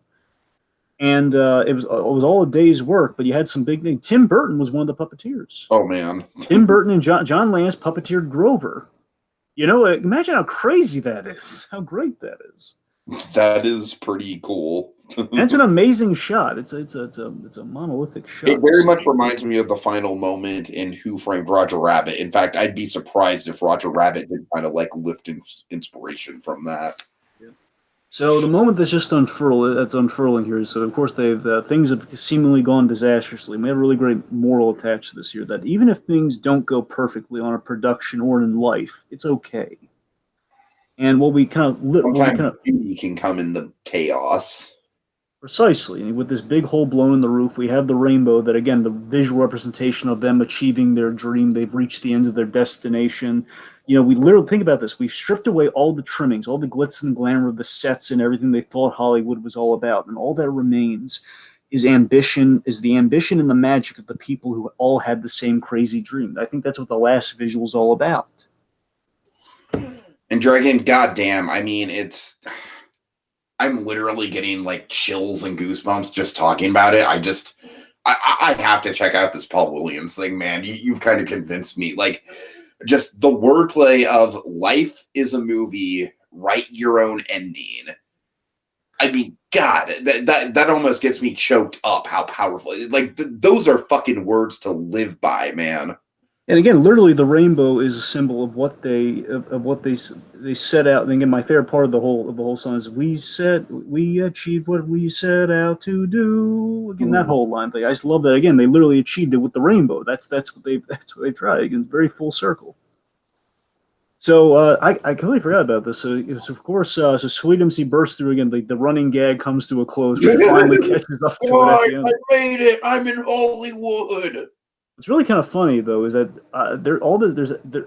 it's really, I'm sorry, I'm a little overcome by it here, is that you can actually hear the Muppets' reaction to the movie throughout the credits. Like you can actually hear the conversations they're having in reactions to the movie. You know what it kind of reminds me of, Dragon? It reminds me of like when you're in a late night, when you're watching a late night show and they're like, all right, we're going to take a quick commercial break, but we'll be back. And then we see like the host and the guest like conversing with each other, but we don't hear the dialogue. Certainly, but here's the thing. Or even like the ending of SNL, you know, where you have like the whole cast up on stage. It's like, well, guys, thanks for watching. You know, I want to thank everyone up here. Yeah, I know. And but I know what you're talking about, exactly. I know what you're talking about. What I love about this, too, is that you can actually think about this, Tiki. They're replicating the in-theater experience, because after you watch a movie, you're going to be some discussion during the credits. Of course, now we're very used with like waiting. And that's the thing. So we have all the like things. I'm just going to highlight some of the great conversational things we have here. Like, for example, Fozzie. This is actually kind of a beautiful moment playing during the credits here, where Fozzie is looking, was I funny? Was I funny? And confirmation. And here's the thing. He doesn't get an answer until later on. Kermit the Frog wanders by and says, Fozzie, you were very, very funny. It's like, think of how nice that is. And we have Sweetums. Sweetums eats one of gem, man. That's God.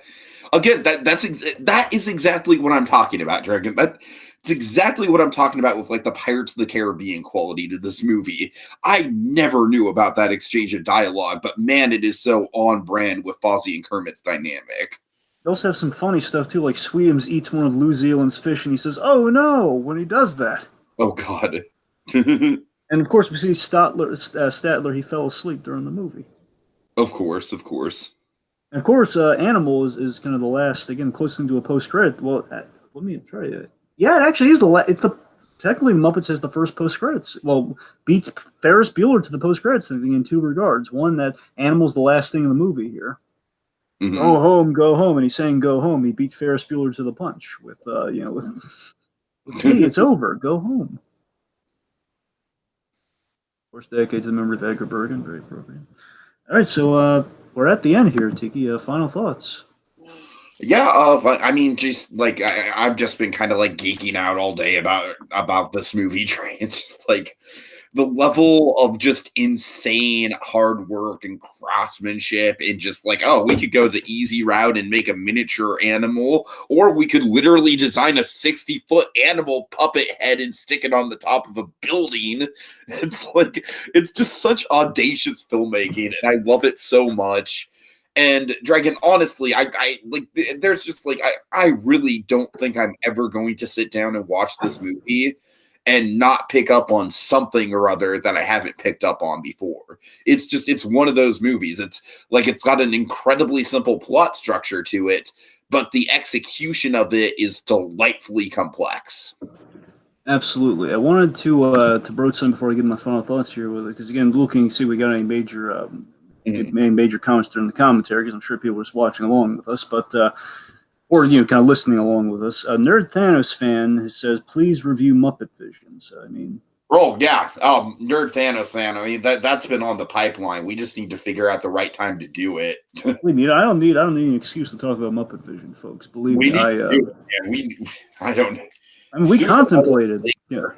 there was a contemplation for Muppet Vision, but we went with the 40th anniversary because literally it was the 40th anniversary of this movie. So one of these days, I can't guarantee when, but we will get the Muppet Vision. I'll promise you that. We'll talk about Muppet Vision because we have too much nostalgia and love for it to not talk about it properly, not give it its proper day. Give it its proper Vision was even before the Tiki Room, Dragon. Like, because here's a fun fact for you. Like, you know that my whole story is like when I went to Disneyland for the first time, the first thing I did was the Tiki Room, and it just blew me away. It totally like morphed my identity. It's the reason why I'm called Tiki today. Um, Dragon, little fun fact. Before we went to Disneyland on that trip, we briefly popped into California Adventure, and the first thing we did was not Muppet Vision. It was the classic, seminal, long remembered, iconic Disney attraction. Who Wants to Be a Millionaire? Play It. ah. Dragon, I loved that as at the time. I was blown away by that. Okay, because it was a full recreation of the set. I love the interactivity. But then we get to Muppet Vision, and I just Muppet Vision just completely blew my socks off. And then we get to the Tiki Room, and the Tiki Room's something that's obviously not as like like technologically complex as Muppet Vision. But I mean, as you know, the rest is history with the Tiki Room with me. But anyways, all right. Any other comments or anything? Uh, none. None that I can find now. Okay. Final thoughts on your end? My final thoughts are like so. My final thoughts are this: this, this '70s. Again, this is the '70s bred classics. It just did the '70s bred classics with a passionate drive behind them. I think that's kind of the commonality we can find within some of the greatest that have come out of the '70s. They just had these films that were driven by passion and passion alone, like films that wouldn't have gotten done or kind of become classics if they didn't have the drive and the passion that they had behind them. And this movie, like those films, has that special something. This movie has something special, and one could say even above some of those classics. The Muppet movie is in its own class. Uh-huh. Jim Henson. Again, this is basically Jim Henson with the Superman '78 of the Muppet films. That's what this is. It's it's the Donner Superman of the Muppet movies, and I stand firmly behind it. It's big praise. That's iconic praise. It does like this film. This film in fact does achieve what it sets out to do. With singing, dancing, and making millions of people happy. I mean, it doesn't get again. It parallels itself so perfectly with clever writing, likable characters, and a lot of heart. To put it simply, it is an immeasurable sense of escapism and Muppet magic that I think Jim Henson wanted for it. I think it's one of those examples where a filmmaker probably gets exactly what he wanted out of the movie here. Where again, it's like this again, Jim Henson wanted to kind of bring it to the next level with the movie. And again, I don't think like anyone making a movie or anyone involved in making a movie. I know James Frawley was even behind the director's chair, which again still boggles my mind that wasn't even crazy about even taking on such a task, but I think he did so well with it that again he secured the other Muppet movies with the success of this one. Is that again like this is one of those examples in life where you have a movie that kind of catches like wildfire, means something to everyone involved, everyone, even people know the Rainbow Connection even if they don't know this movie. And Oh traditionally, yeah, absolutely. I bet there's a ton of Willie Nelson fans out there who love the Rainbow Connection but have never seen this movie.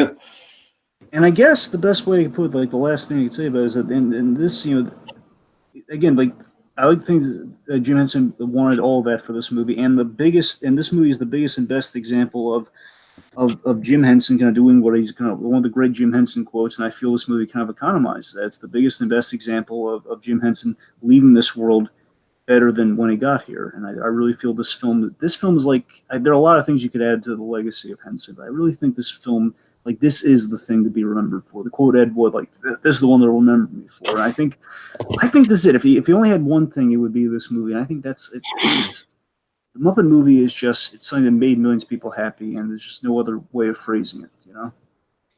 Yeah, I couldn't have said it better myself, Dragon. All right.